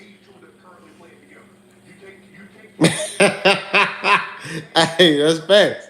How you in the NBA but you can't shoot? And that boy there, I don't know about him, man. He be tweaking, man. He need to let his hands go. Like you might as well just train on your defense. Don't wear your gloves, man. Just bet money and say, hey, man, I bet you he can't hit me. You know what I mean? That's it. You know, because he don't do nothing in there. I guess Pacquiao, I thought he was gonna do better, and he had opportunities to hit Pacquiao. He just didn't do it. Excuse me. He told Waller and Gilly, y'all got more money than me. Nah, but in a week I'm gonna have more than y'all. That's facts. Another problem is he blew up in weight, so every camp is a fat camp, and now he show up with no game plan. That's facts though. Um, when you have these fat camps, man, you don't really work on your skill set. You're working on losing weight, and that's the problem. You know, um, that's what Errol said. He had in the beginning. He was having those fat camps. You know what I mean? Where he had to wear the sauna suit and things like that. It's really not beneficial, to be doing that. I mean, it's cool to do that like towards the end, like you need to lose a couple more pounds, but your whole camp you wearing a sauna suit. That's you're not really focusing on the skill, because then in that sauna suit you get drained faster. So then you get tired. You risk yourself getting, if it's you in Texas, heat exhaustion and all that. Like nah. Um, he living check to check, not investing for real. He tricking off that bag. That's what I'm saying. The people that picked him. Bro, I'm telling you, when he fought Pacquiao, I'm like, okay, that's opportunity right there. Nothing. He like this. Okay, that's opportunity right there. He'll throw one punch. He barely hit me. I beat that boy. The whole hood know I want to hear. Where? What hood you talking about? Man, come on, man. Stop playing, bro. They said I used to be jogging at home Clark with a damn sauna suit on. I'm telling you, man. I'm telling you, it's hot down here. Y'all don't live in Texas. It's hot down here, especially in Houston. See, Houston, let me tell you something. Houston, it could be 80 degrees, but with that humidity, you feel like 150. You be like, oh my God. You be like, man, nah, man. Nah. You don't need no sauna suit down here. I mean, unless you just like real overweight. You just go train a little bit. Hey, man, it's hot, man. Jay Wood said that a Madonna fight destroyed his confidence. Oh, yeah, it did. But see, like, in the Madonna fight, he was playing. That's his problem. He was in there playing, man. He humping Marcos Madonna. I was like, bro, what you doing, bro? Like, he could have beat Madonna, too. Madonna is a Kung Fu fighter. When you got a dude like that, you keep that jab in his face, and you wrap him up. I gotta go to Miami, bro. But I hear that Florida Heat different. I hear about it. I'm gonna have to go check it out to compare it. But Texas and Houston, man. When I used to play football in Dallas, man, it was hot down there too. It's a different type of heat. Then San Antonio, It's like a dry heat. It's like it's ridiculous. I was like, man, but Houston, you feel like sticky. You feel sticky and you feel like you can't breathe. Like it's like somebody trying to suffocate you, bro. Like it's just it's a different type of feeling. You know what I mean? Like you ever had your clothes just sticky to you? Like that's how it is down here. Like it get hot. Like I said, if it's 80 degrees, it's gonna feel like 100. If it's 100 degrees, bro, I'm telling you, man. If it's 100 degrees down here, don't even go outside. Telling you. One summer it was so hot, my 5% tint came off my windows, bro. Cause I left them up. I left them all the way up. I didn't like leave it cracked. Man, my tent, I went outside, the tent was in the seat. I had to go get it redone, bro. I'm telling you, hey, this Texas heat is.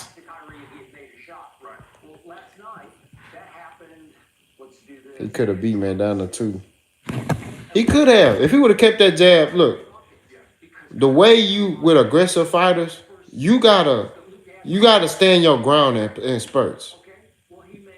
Jab, jab, time up, or jab, get out the way. That's just how it is, man. Hey, I'm telling you, man, that in my house, that's why I got like a whole bunch of fans in here. You know, man, we don't touch the AC.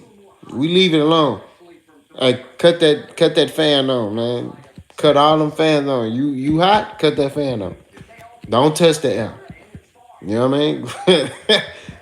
We ain't finna be paying no $400 AC bill. It ain't happening. But what he could have did Madonna is jab and keep tying him up. Well, see, Broner thought he was Floyd, and what I mean by that is, see, Floyd can fight many different styles. Floyd could go to 54 and fight, but why?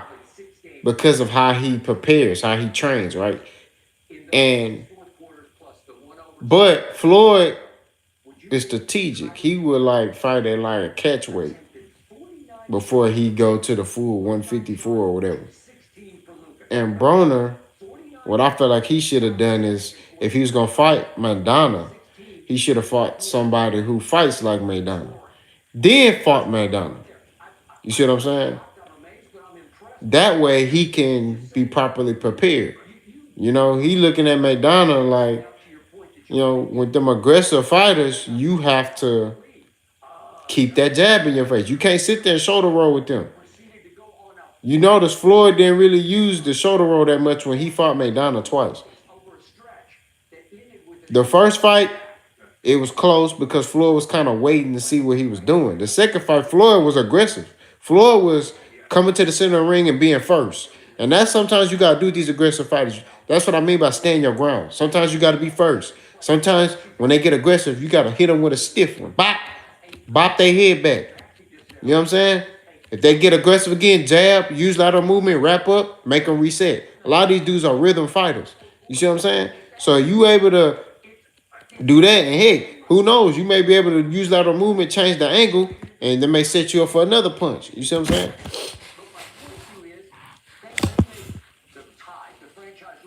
He said, I think he should have fought. Yeah.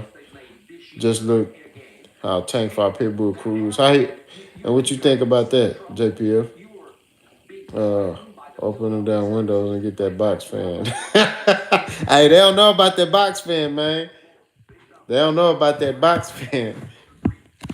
He said your brother got his shoulder roll from Dollar General. That boy ain't no Floyd, man.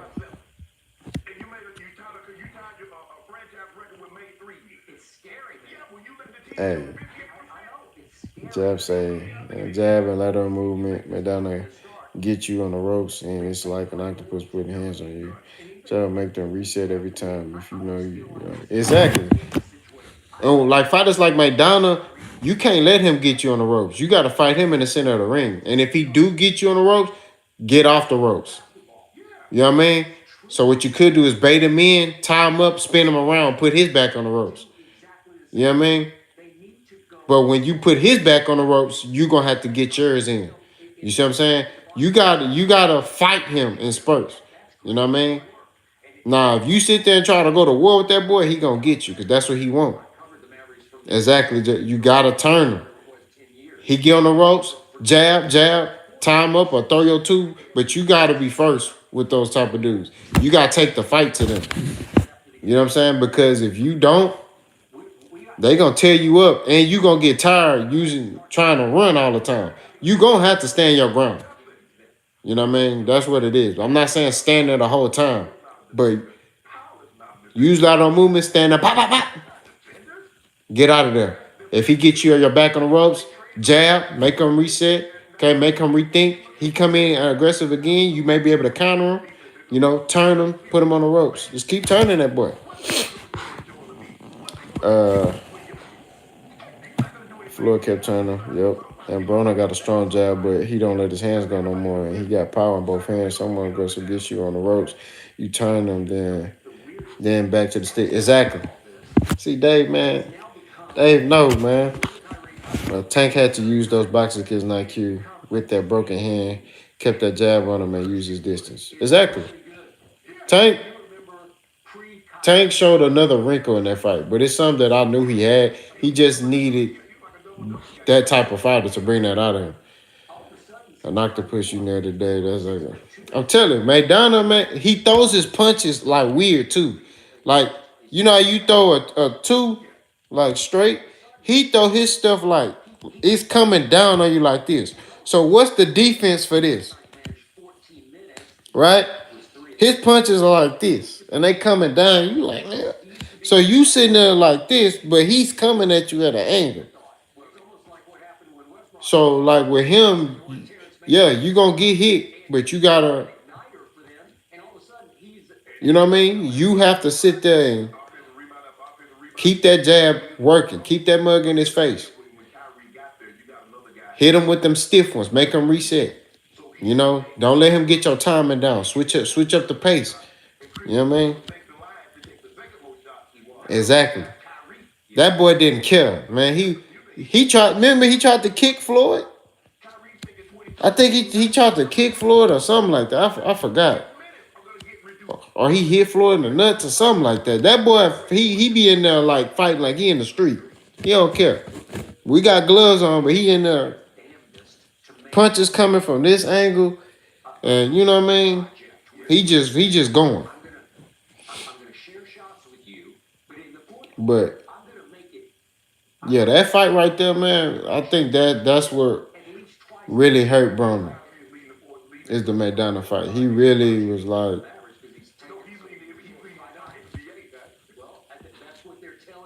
uh, yeah, that was McDonough. He did bite his glove. That boy dirty, bro.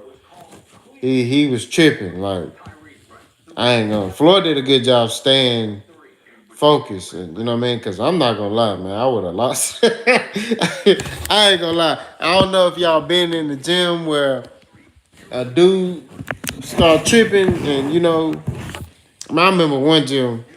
I was on the southwest side. I was in A-Leaf. Those ain't from Houston. A-Leaf on the southwest side of Houston. I was in A-Leaf. I was at a gym, and man, we sparring, but we supposed to be working. And long story short, man, he just started doing dirty stuff like hitting me behind the head, you know, like low blows. Man, we just start fighting after that. You know, they broke it up so many times. We just start fighting. You know, and sometimes in sparring you got to get like that. You know what I mean? It help you, but oh, Floyd tried to smother his mouth. Floyd do be doing like little veteran tricks in there. One thing I noticed, because I used to watch a lot of Floyd, was Floyd take his elbow and he be pushing your head back. Or he takes his head and he'll kind of like, when you're in a clinch, he'll rub his head on your face and stuff like that. So He do like little stuff that you can't see. You know what I mean? To get you off your game. But you gotta really like watch the fight. Cause he be doing like little sneaky ticky tack stuff to you. Like I said, the elbow thing. When y'all in the clinch floor to do this with his elbow on you. Push your head back. Then they break it up. I forgot what fighter it was. Some fighters they grab your elbow and they pull it. They hyperextend it, right?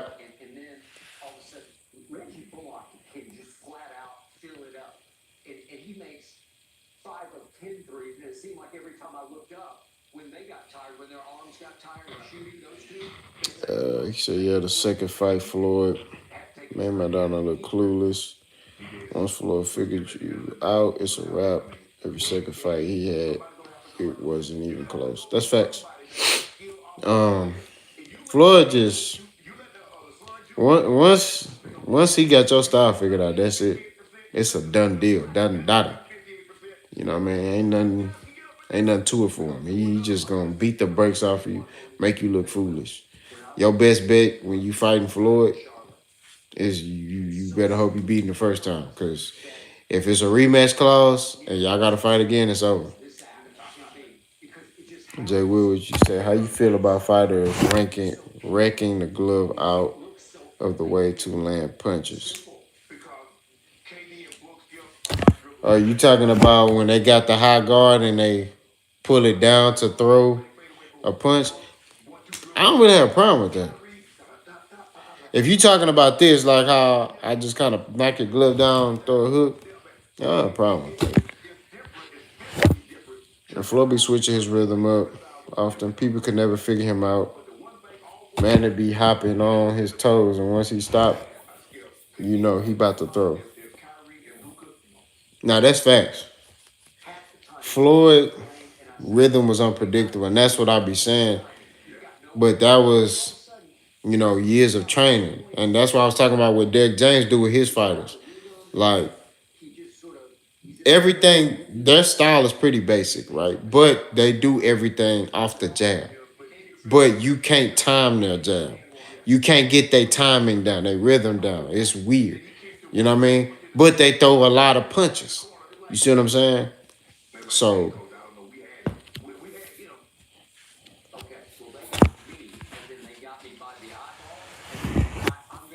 yeah, Floyd is a very he's one of a kind. You know what I mean? There's not gonna be another one like him probably for another 50 to 100 years. But all right, Jay Will, man, it was good seeing you, man. I'm probably gonna go live again one of these days, probably Friday or something. So, if you see it, man, come on back in here, man. We just talking that boxing. But yeah, Floyd, man, he's one of a kind, man. Like he he's truly missed in the sport. How do you think DJ? How do you think DJ right? Man, I'm not gonna lie. I don't. I don't think Anthony Joshua is because Derek James has a style that he teaches, right? I think Anthony Joshua will be better technically sound.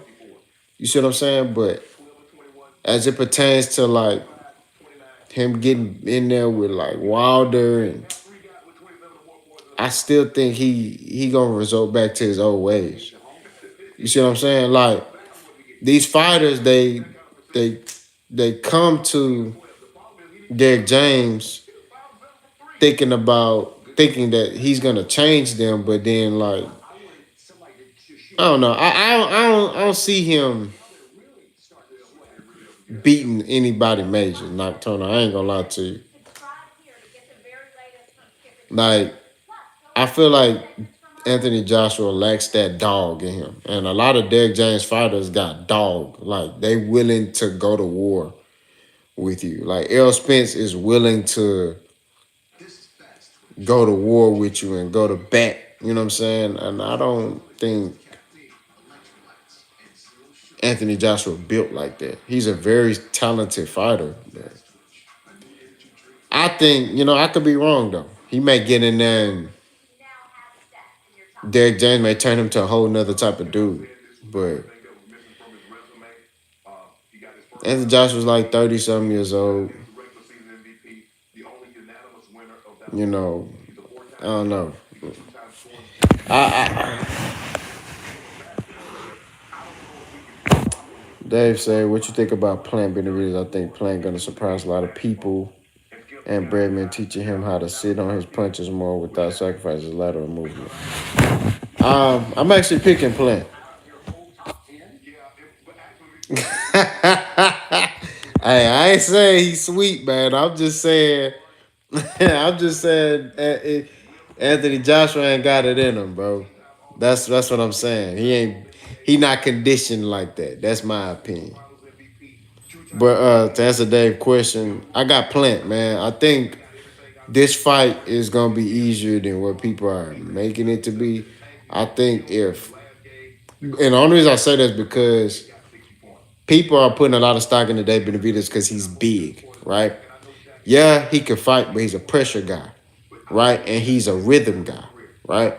I feel like Plant has the tools. He has a good jab. He has enough power to get respect from Benavidez. Benavidez' defense is not that good. He typically tries to walk you down. He's big. He just kind of like tries to block and, walk you down and, you know, land a punch, and then he'll land a flurry, kind of step back, see, and then land another flurry. So I got Plant though, man. I think Plant is very good. I think Plant will win by unanimous decision. JPS, I feel it's on the fighter if you want to learn the style. Exactly. Um, Honestly, truthfully, I think in order for Derek James, for Anthony Joshua to fully uh, inherit this style, he would need to train with Derek James for longer than what he's doing. So, like, he finna fight in April, right? And if I'm Anthony Joshua, I tell Eddie Hearn, hey, I'm not gonna fight until 2024 because I got a new coach. I want to inherit this style, and that's what I think. You know what I mean? Like that, I think Anthony Joshua lock himself in the lab, which I haven't really seen Anthony Joshua. So he been training with Derek James, and Anthony Joshua normally want to post videos and all this other stuff. He ain't really been doing that. But what I think he should do is what I would have done is been like, hey, because anytime I got a new coach, I didn't fight. I trained with that coach so we can build that connection. You know what I mean? So I could fully whatever style. Now, granted, a lot of my coaches that I got, they liked my style, so they just like found better ways for me to use my style. But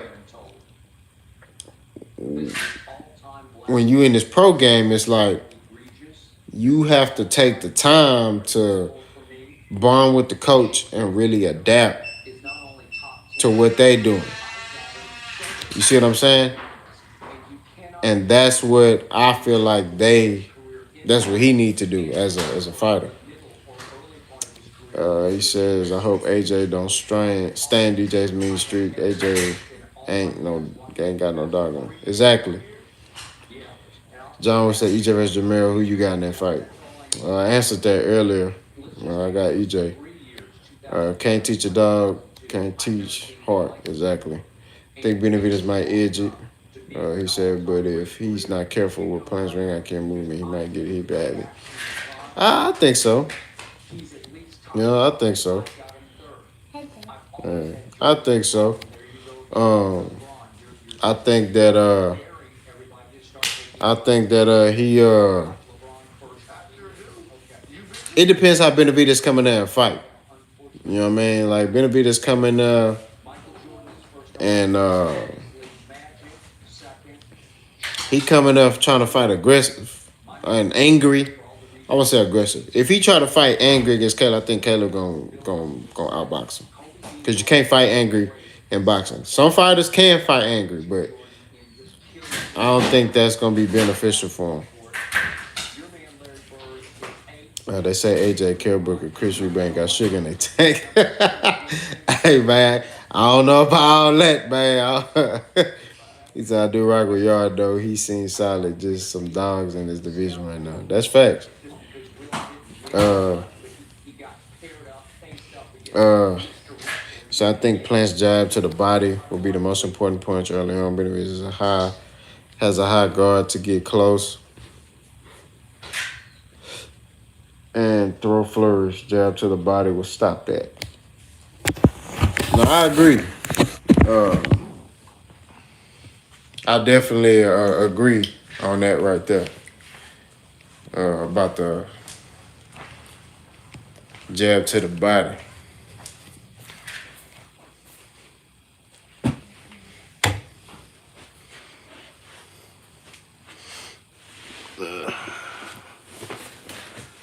I definitely agree about that though.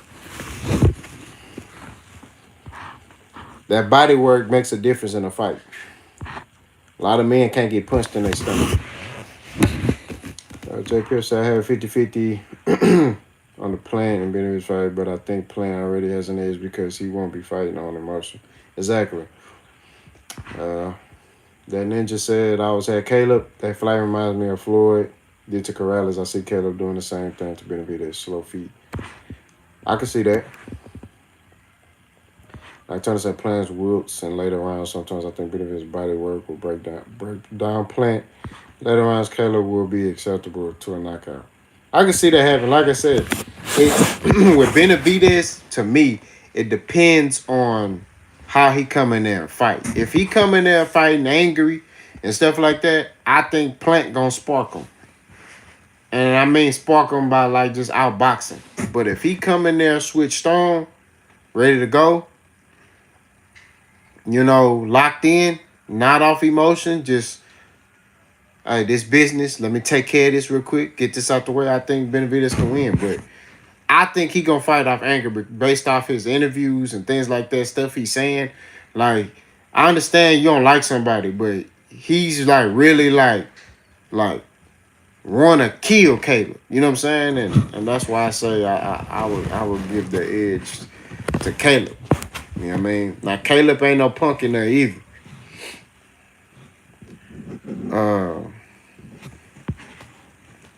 Benavidez is like the bull versus the matador. Yeah, I can see that. It's gonna be a crazy fight regardless. Them dudes hate each other. Oh, facts. Finesse versus Rich Benavidez style will work against him. I believe so, man. Like I'm gonna keep it real with you. I think that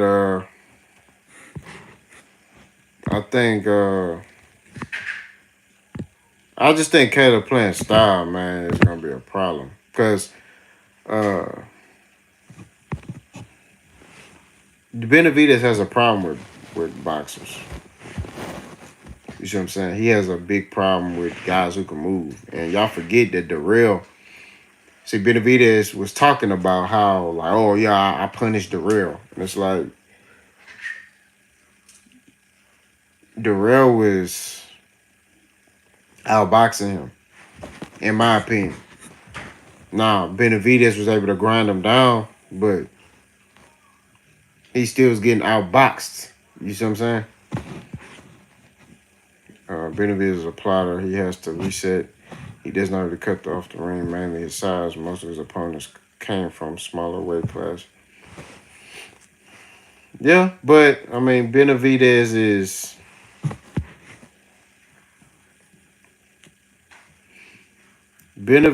like I said, he struggles with boxers, guys who can move. Now, he does throw a lot of punches. So, guys get tired in there, and they end up, standing in front of him. So, like somebody else pointed out in the chat, it all depends on Caleb's also conditioning. Is his conditioning good?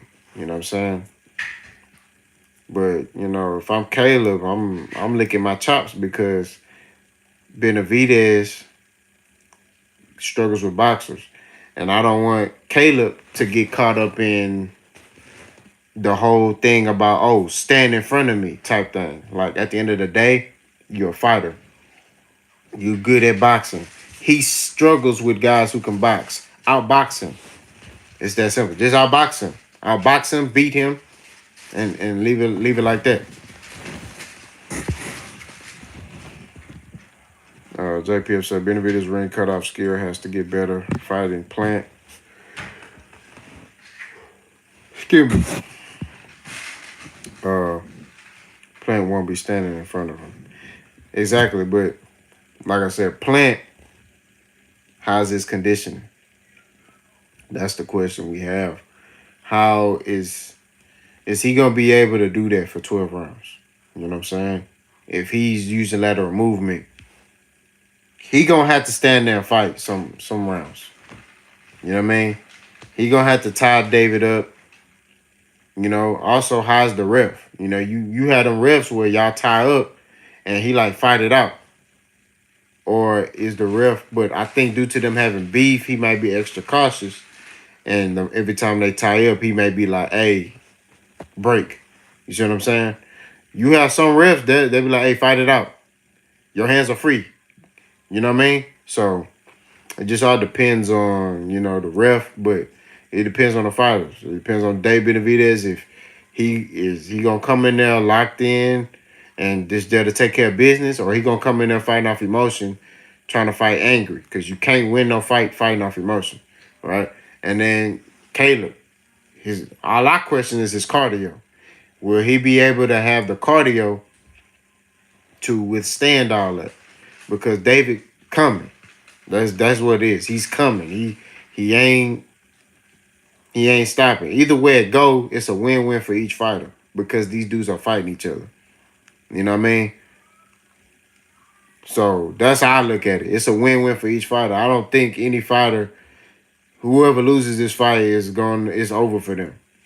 You know what I mean? Like, you fought the best fighter, you know, the second best fighter in your weight class. You know what I mean?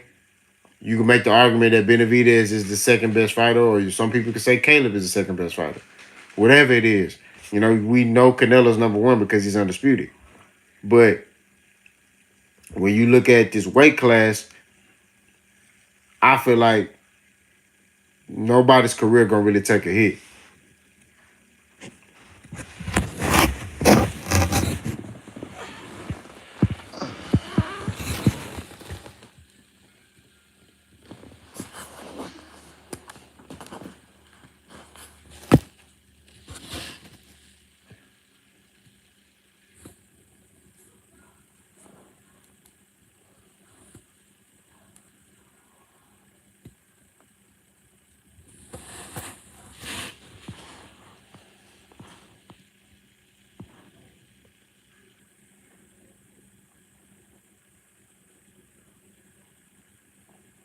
Yeah, that first fighter to look at the ref for help in the clinch would tell a lot. Yeah, that's true. That would tell a lot, man. You know. Um, like I said, man, I think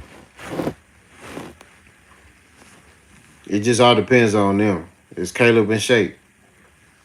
Is Benavidez fighting off emotion? We're going to see. Oh, that's facts. I took off for that, man. I'm like, shit, man, hey. You know, hey, boss, I ain't going to be there. You know, I took off for that. I took Friday and Saturday. So we're going to go live Friday for the you know, for the weigh-in. And then we're going to go live again.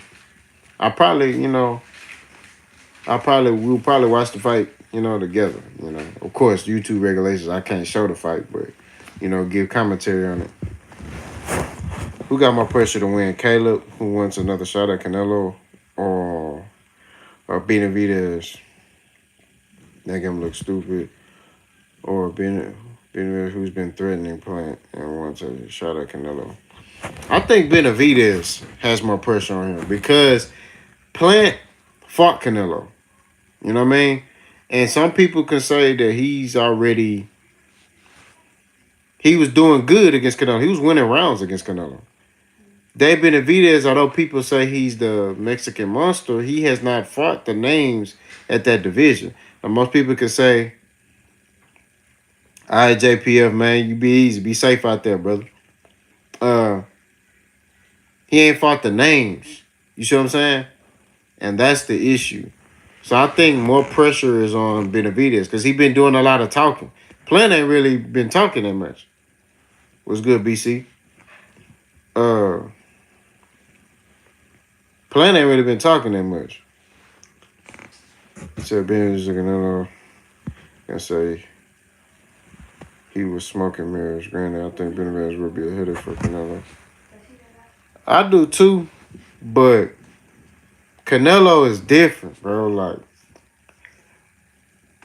I still think, I know we seen Caleb Plant get knocked out by Canelo. I still think Caleb Plant's style is a problem for Canelo. I think Benavidez' style, is tailor-made for Canelo.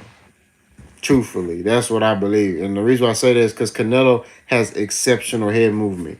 And he gonna counter. He gonna look to counter. And Canelo has that experience. He done fought all different type of styles. You know what I mean? They even dating back to when he used to fight in Mexico. So he has all these different styles that he's faced. I think that Caleb Plant, who's a boxer, something that Canelo struggles with.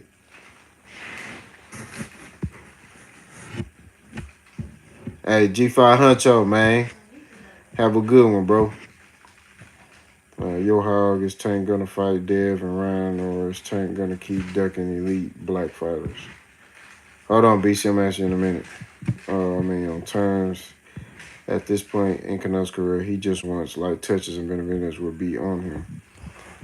Yeah, I see what you're saying, Dave. Like, I think Canelo fight Caleb Plant, even if Caleb Plant lose. Like, I think he'll fight him again because he feel like I beat him already. You see what I'm saying? Benavidez, I think the only way Canelo will fight Benavidez is if he has to. Like, if he got to. I don't think he looking forward to fight Benavidez, but I think Canelo looks at Benavidez as like, like, okay, yeah, he good, but I think I could beat him. I think Canelo can beat Benavidez. I'm not gonna lie. Yeah, Canelo's like head movement. He don't got good feet, but his head movement is like off the chain. Like, that's what I can say about Canelo. His head movement. So all them punches Benavidez will sit there. Canelo gonna weave all that, and then think about it. Canelo go to your body too, and then Canelo be hitting your biceps. That's how he broke Caleb Smith's bicep. He hit that boy. He was hitting that boy in his arm. I'm telling you, he gonna. I'm not saying that he gonna walk through Dave Benavidez, but I feel like he can beat Benavidez easier, more one-sided. Not saying he stop him, but I say he can win more one-sided against Benavidez than Caleb, because Caleb, like I said, you could make the argument Caleb was doing good against Canelo. It's just Caleb made the mistake of staying on the ropes. He would throw something and stay on the ropes. Like, you got to throw something and be moving with Canelo. That's what Floyd did. Floyd would throw something, I'm out of there. I'm in there, ooh, I'm out of there. So by the time Canelo returns, he's looking for him. Oh, that's facts. Well, if Benavidez wins, I think he's the mandatory for the WBC belt. This is the mandatory position. This decides who gets to fight Canelo. So I think if Benavidez wins this fight, he's gonna be the number one mandatory for that belt. Dave said, "Yeah, Plant looked like Floyd versus Canelo." I was like, rematch final. Exactly. I think if Caleb Plant fight Canelo again, he'll beat him. He made the mistake of staying on the ropes. Like, he was using lateral movement, but when he would throw and Canelo would throw back, he was staying there. You can't do that. You got to throw and be moving. Like, you got to throw your stuff and get out of there. Change the angle. Get out of there. And don't do the same thing over and over again with Canelo, because he going to get it. You know, he gonna get your timing down, everything. You gotta switch everything up with Canelo. You can't do nothing the same. You gotta keep switching it up. Even if you throw in the same punch, you have to switch up the timing of the punch. You know what I'm saying? Because once he get your stuff down, it's over. They say, yeah, Caleb's cardio gassed out later against Canelo, forcing him to lean on the ropes. Exactly. But Caleb, now with Bredman, he's starting to sit on his punches more. And I think he'll be able to get more respect by sitting on his punches. And he can have a body shot that hurt Canelo around 7-8. That's crazy, man. Yeah. Like Caleb got a lot in his bag, man. He very underrated as far as ring IQ. Like, I fool with him. You know what I mean? Like, when I found out about Caleb Plant when he was in Floyd Gym. The mental condition failed Caleb in the late rounds against Canelo. I just think he was doing a lot of the same things over and over again. He said, I think before Brian Plant that sent on his punches and so he did sacrifice his movement. Exactly. Like I said, I think him sitting on his punches more now, he'll be more dangerous. You know what I mean? And he'll get a little bit more respect from Canelo. That's why Canelo was just walking him down. Canelo, he was taking some punches. Canelo got touched a lot from Caleb. It was some rounds Caleb blatantly won. Like, he was beating him. I forgot what round it was. A round Caleb was throwing combos on Canelo, landing them. You know what I mean? And I was like, oh. But then Canelo was like, man, forget this. I'm tired of this boy. I'm tired of this. I'm tired of this Eminem. I'm tired of this boy, man. I'm tired of this Oreo. I'm finna put these hands on him. Like Turner said, the last 3 fights, Benavidez, the ref stopped the fight. He has punishing power. Plant going to look good in the early rounds. That's true. I think what Plant gotta do early though, he gotta sit on his punches early to get some respect from Benavidez. Like, you gotta make Benavidez respect you. And the fight that I go back to is J-Rock versus J.R. Swift Hurd. He got a fight like that against Benavidez.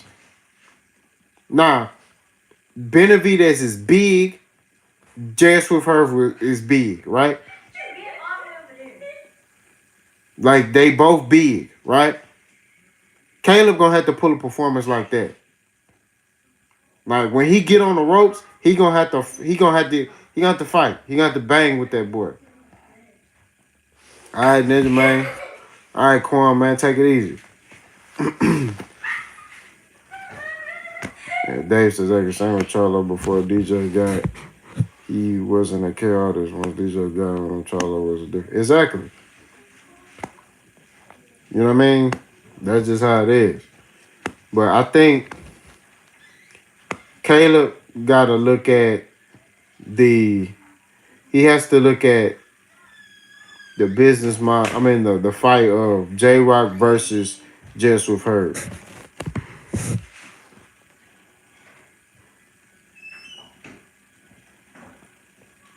Exactly. He gonna have to hit him early. He gonna sell his punches early. Like, round 1. Pop! You know what I'm saying? Like, sit on some punches early and then get out of there. You know what I mean? Just to gain that respect. You know, the first couple rounds, sit on some punches. You know what I mean? Switch it up. And then, you know, I think once Benavidez starts seeing, he gonna be like, man, I can't keep coming in here like this. I predict a knockdown, though. I think Caleb gonna knock Benavidez down. I could be wrong, but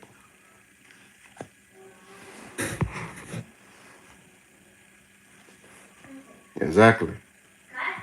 But I would land body shot. The body shots, maybe slip his jab. Because what I like to do personally is when I had a dude that was aggressive, you know, I would power my jab, right? Or I would keep it out here, right? So as soon as he throw his jab, I would slip under and then land the jab. You see what I'm saying? To the solar plex.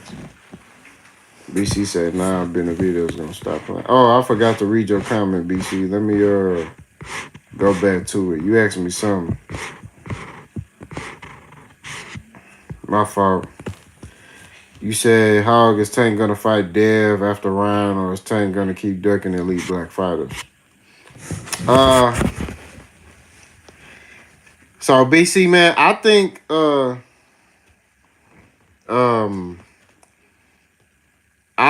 mean he doing everything he said he was gonna do. I mean, he was like he wanna fight Ryan and he fighting Ryan. And then he said, I'm gonna fight Devin and then I'm gonna fight Shakur.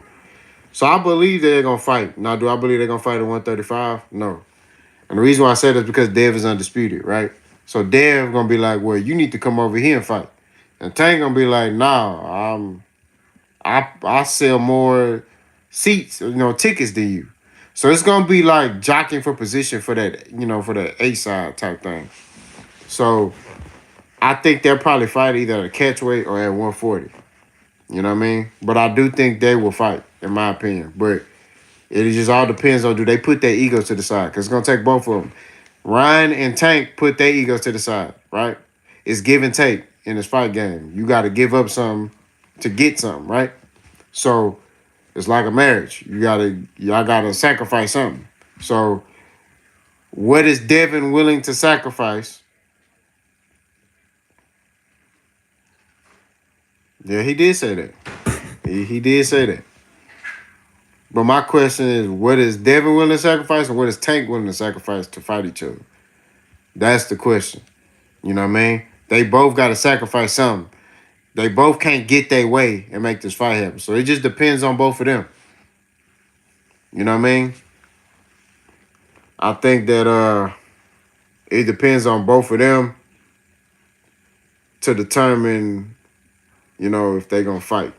You know what I mean? That's just my perspective on it, BC, to keep it 1,000 with you. I think it all depends on how they, if they give and take. You know what I'm saying? I think Tank, man, he just gotta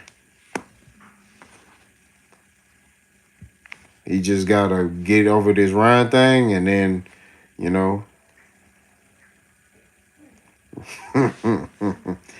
well, he following that blueprint, man. He following that blueprint to make money. He know Hispanics gonna come see them fights, but I think he gonna fight. I think he gonna fight Devin, bro. I don't know if that's next, but I do think they'll fight. I don't know if that's next. He did say he want to fight Devin and then Shakur. So, but it's like a lot of the black fighters, we typically don't fight each other. You know what I mean? It's like, when the last time two black fighters fought each other? Jamel Charlo versus Tony Harrison. That was like on that level. You see what I'm saying? So, hopefully they do fight. I'm all for the best fighting the best. You know what I mean? I would love to see that fight. I'll go to see that fight. Nocturna said, how would Dev look against Loma? Surprisingly, Nocturna, I think Dev will outclass Loma. I think Dev is special. He's bigger than Loma. Loma has problems with bigger fighters. Dev is not a power puncher, but he is bigger. You see how they're already making excuses saying that, Devin Haney is a weight bully, right? I think that Dev will win this fight by unanimous decision. That's what I think. I wouldn't be shocked if Loma win, though, but I think Dev will outbox. I think Dev the difference between the two, I think Dev counter ability is better than Loma's, if that makes sense. Loma's more of an offensive fighter. He's smooth, but, Dev is, to me, an all-around better boxer than Lomachenko. I could be wrong, but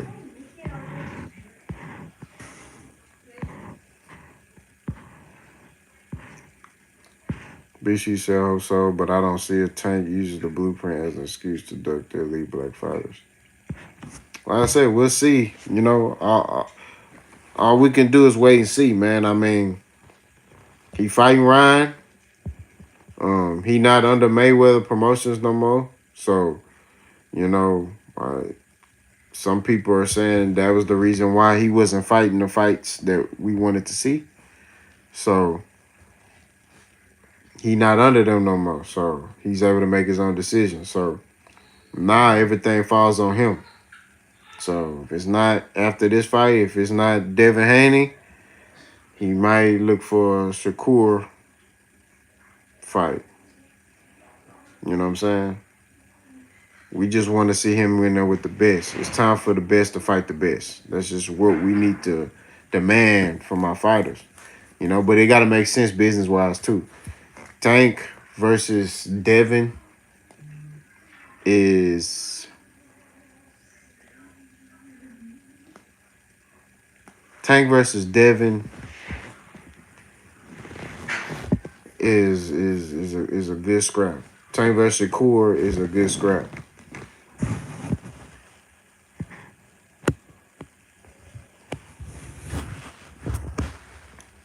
Dave said Dev might knock Loma down. And he says Loma ain't going to have an answer for Dev's jab at all. Exactly.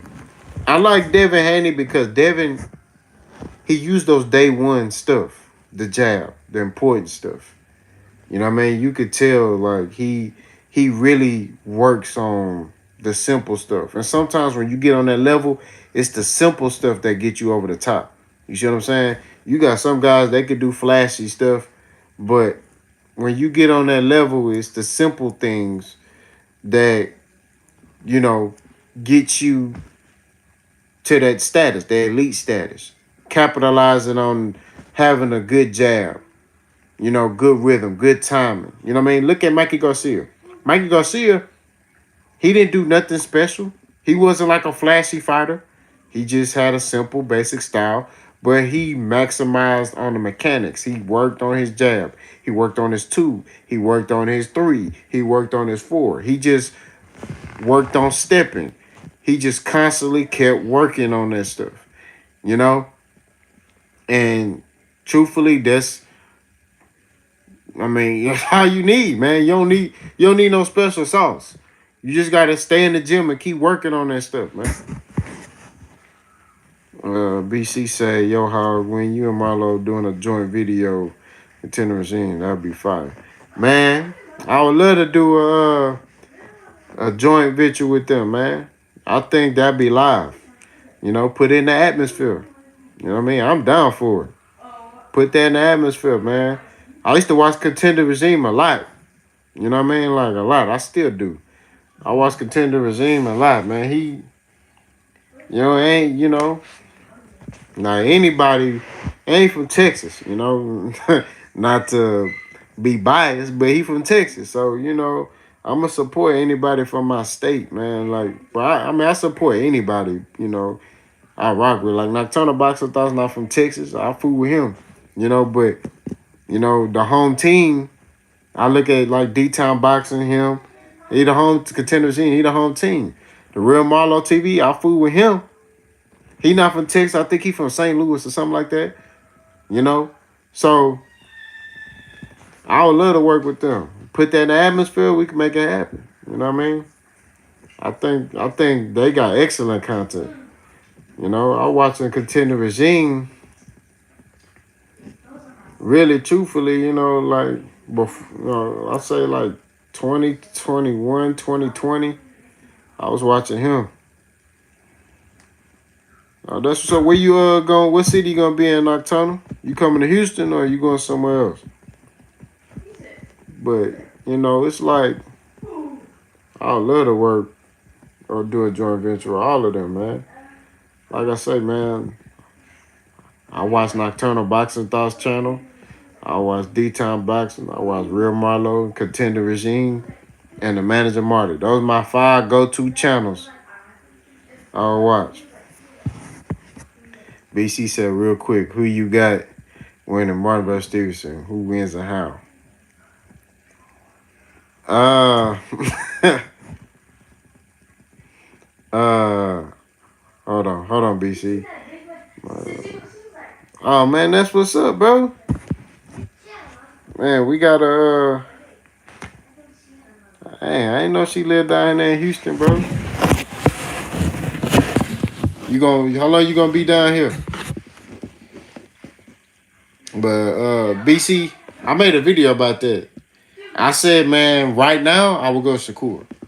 I said, but it's not gonna be easy. Shakur Stevenson versus Martin. I said it's not gonna be easy. I think Shakur, he's a master of distance, right? And he's southpaw. I think Frank Martin's southpaw too. So I think that Shakur, he will be able to land his two on Frank Martin. Because I think sometimes Frank Martin kind of overshoots his jab a little bit. You know what I mean? And I just think that Shakur will be able to counter Frank Martin. It's going to be a tough fight, though. I think it'll be close, but I think Shakur will win by split decision. Shakur going to have to dig deep. He going to have to dig deep, but he a dog. So he got that dog in him. I think he'll be able to if he need to go there.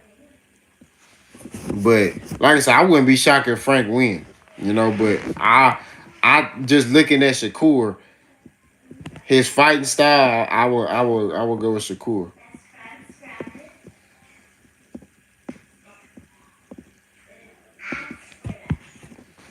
Oh, Derek James is a mastermind teacher.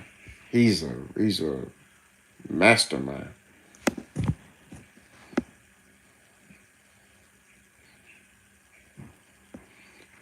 Dave said Marlo contender 20 Black. Yeah, man. Appreciate that, man. You know, I got in there. Oh, that's what's up, man. Nocturnal, where exactly you from? Ohio, or you from the Midwest, or you from like somewhere else?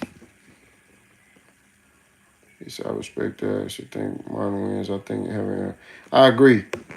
I mean, like I said, Derek James is a. Like I said, I wouldn't be shocked if Frank Martin wins. You know what I mean? But that's a close fight. I would go with right now Shakur. Now, let's say Frank gets another 2 fights under his belt. Hey, Dave, they talking about Coco Loco, man. But I think if I think if Frank get another couple fights under him, then and they like good competition, like some names. Like let's say Frank Martin versus Eastside Pitbull Cruz.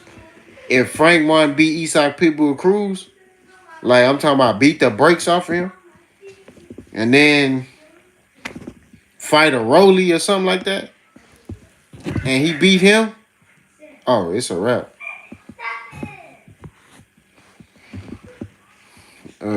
He said.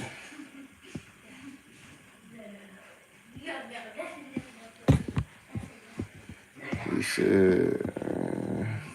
said, yo, how can you please pull Blue Blood out of the sunken place, please? Hey, man, I don't really got too much to say about Blue Blood, man. I mean, truthfully, I never really like was watching him like that, you know. I just, you know, I started watching a couple stuff, but you know, I hear he switched up, and I'm like, but you know, hey, money make people do mysterious things, man. That's the nature of the beast out here now. Money changes people's mind on a lot of stuff.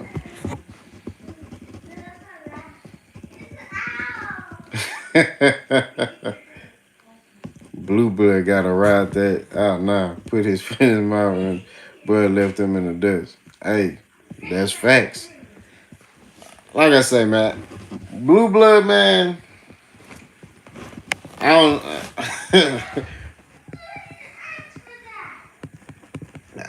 don't, you can't move me with no money, man. What's good, Jay Harris? Oh, you from Georgia? Man, I ain't even hear no Georgia like accent, no southern accent on you. I'm thinking you like from like Ohio or something, brother. You had your accent good. Cause knowing somebody from the South, you can hear it, You can hear the accent.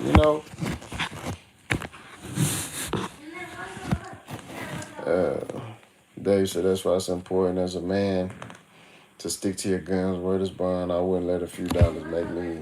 And that's what I'm saying, man. Like, I can't. I'm just saying, bro. Hey, I'm just saying. I got a partner from Ohio. He from Dayton, Ohio. Y'all, I could tell, man. Y'all talk different, man. You know what I mean?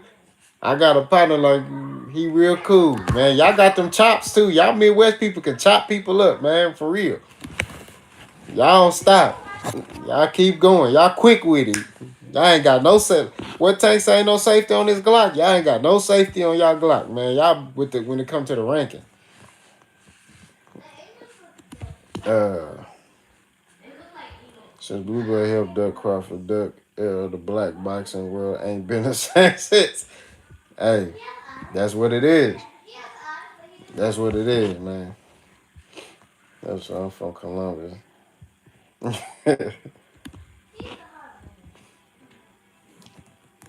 He said fast start rocking with Blue when he admitted to knowing that boy was in negotiations with Evanescence.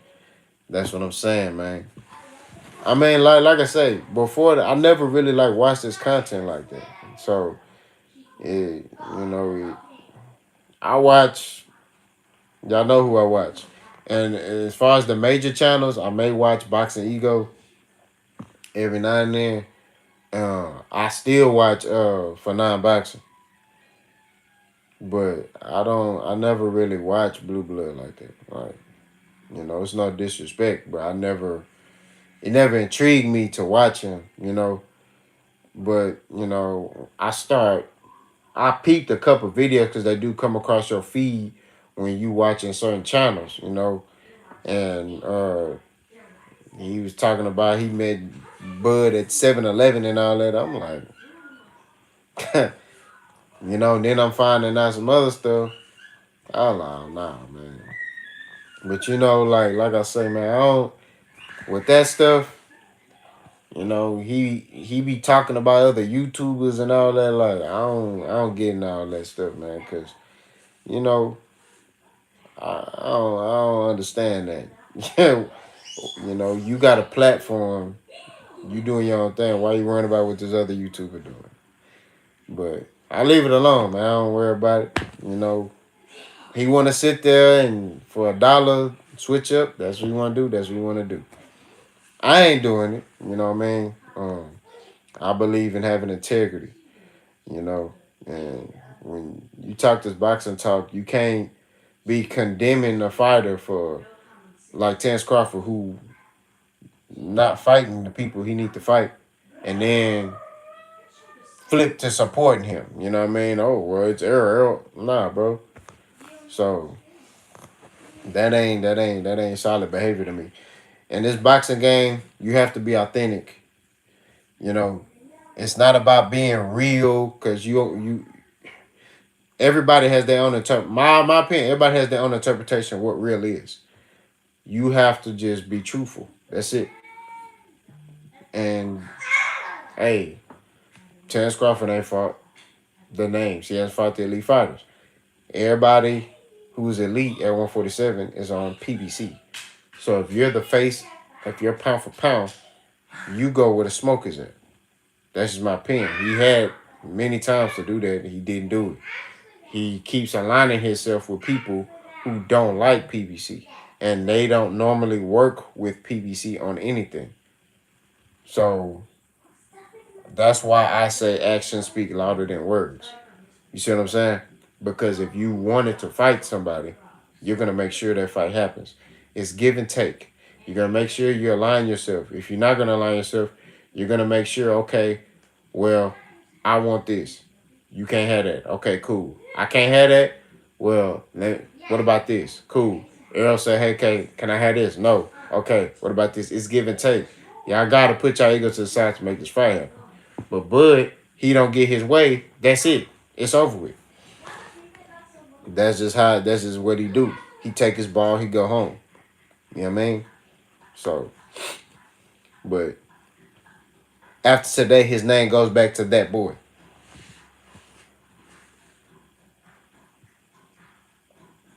He gonna fight Alexis Rocha next. That's what I think. I think he gonna fight Alexis Rocha and then go off in the sunset. That's what I believe wholeheartedly. I think he finna get in there with Alexis Rocha.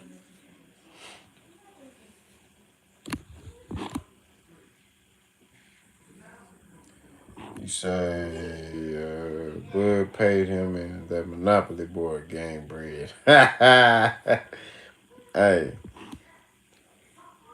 but like I told you, that's why I fool with the channels that I fool with. I fool with D-Town Boxing.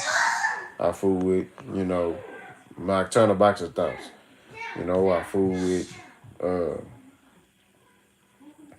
Manager Marty. I fool with, OG Spiel. I watch Contender Regime. I ain't never met Contender Regime, but, I fool with him too. You know what I'm saying? Like, those are channels I watch. If I want some boxing information, I go to them. And now the bigger ones, I'm gonna watch Boxing Ego. You know what I mean? I'm gonna watch Ego. I'm gonna watch For Nine Boxing. That's pretty much it out of the big ones. Everybody else, like, I don't really, you know. I used to watch Black Fight Fan. They, with CC and 7-8. I used to watch them a lot too. Cause they have good conversation. It ain't only about boxing. They talking about everything. You know what I mean? So, like I said, it's good to see that. You know what I mean? But at the same time, I'm gonna go to my go-tos. D-Town Boxing, Manager Marty, all them. Those my go-tos. But man, we been on this live, man, talking for like what, almost 2 hours. I'm finna go in here and see what's up with my kids, man. It was good chopping it up with y'all, man. I'm gonna go live Friday. So, uh, you know, y'all had y'all topics ready, man. Nah, I don't watch Blue Blood like that. Roll and roll. I don't really watch them like that, man. For the most part, like I say, man, appreciate that, man. We keep it authentic. You say you figured. Appreciate that, BC. Yeah, I don't really watch Blue Blood like that, man. It's no disrespect to him, but that ain't one of the channels I watch. You know, we keep it authentic over here. And the honest, truthfully, man, it ain't player to me talking about no other man on no YouTube. Like it is what it is. But yeah, I'm gonna go bomb my kids, man. Friday I'm going live. Y'all let me know like what y'all want to talk about Friday, and we can talk about it, man. But much love to everybody, man. Hope everybody have a blessed day, man. Stay prayed up. Stay out the way. I'm gone.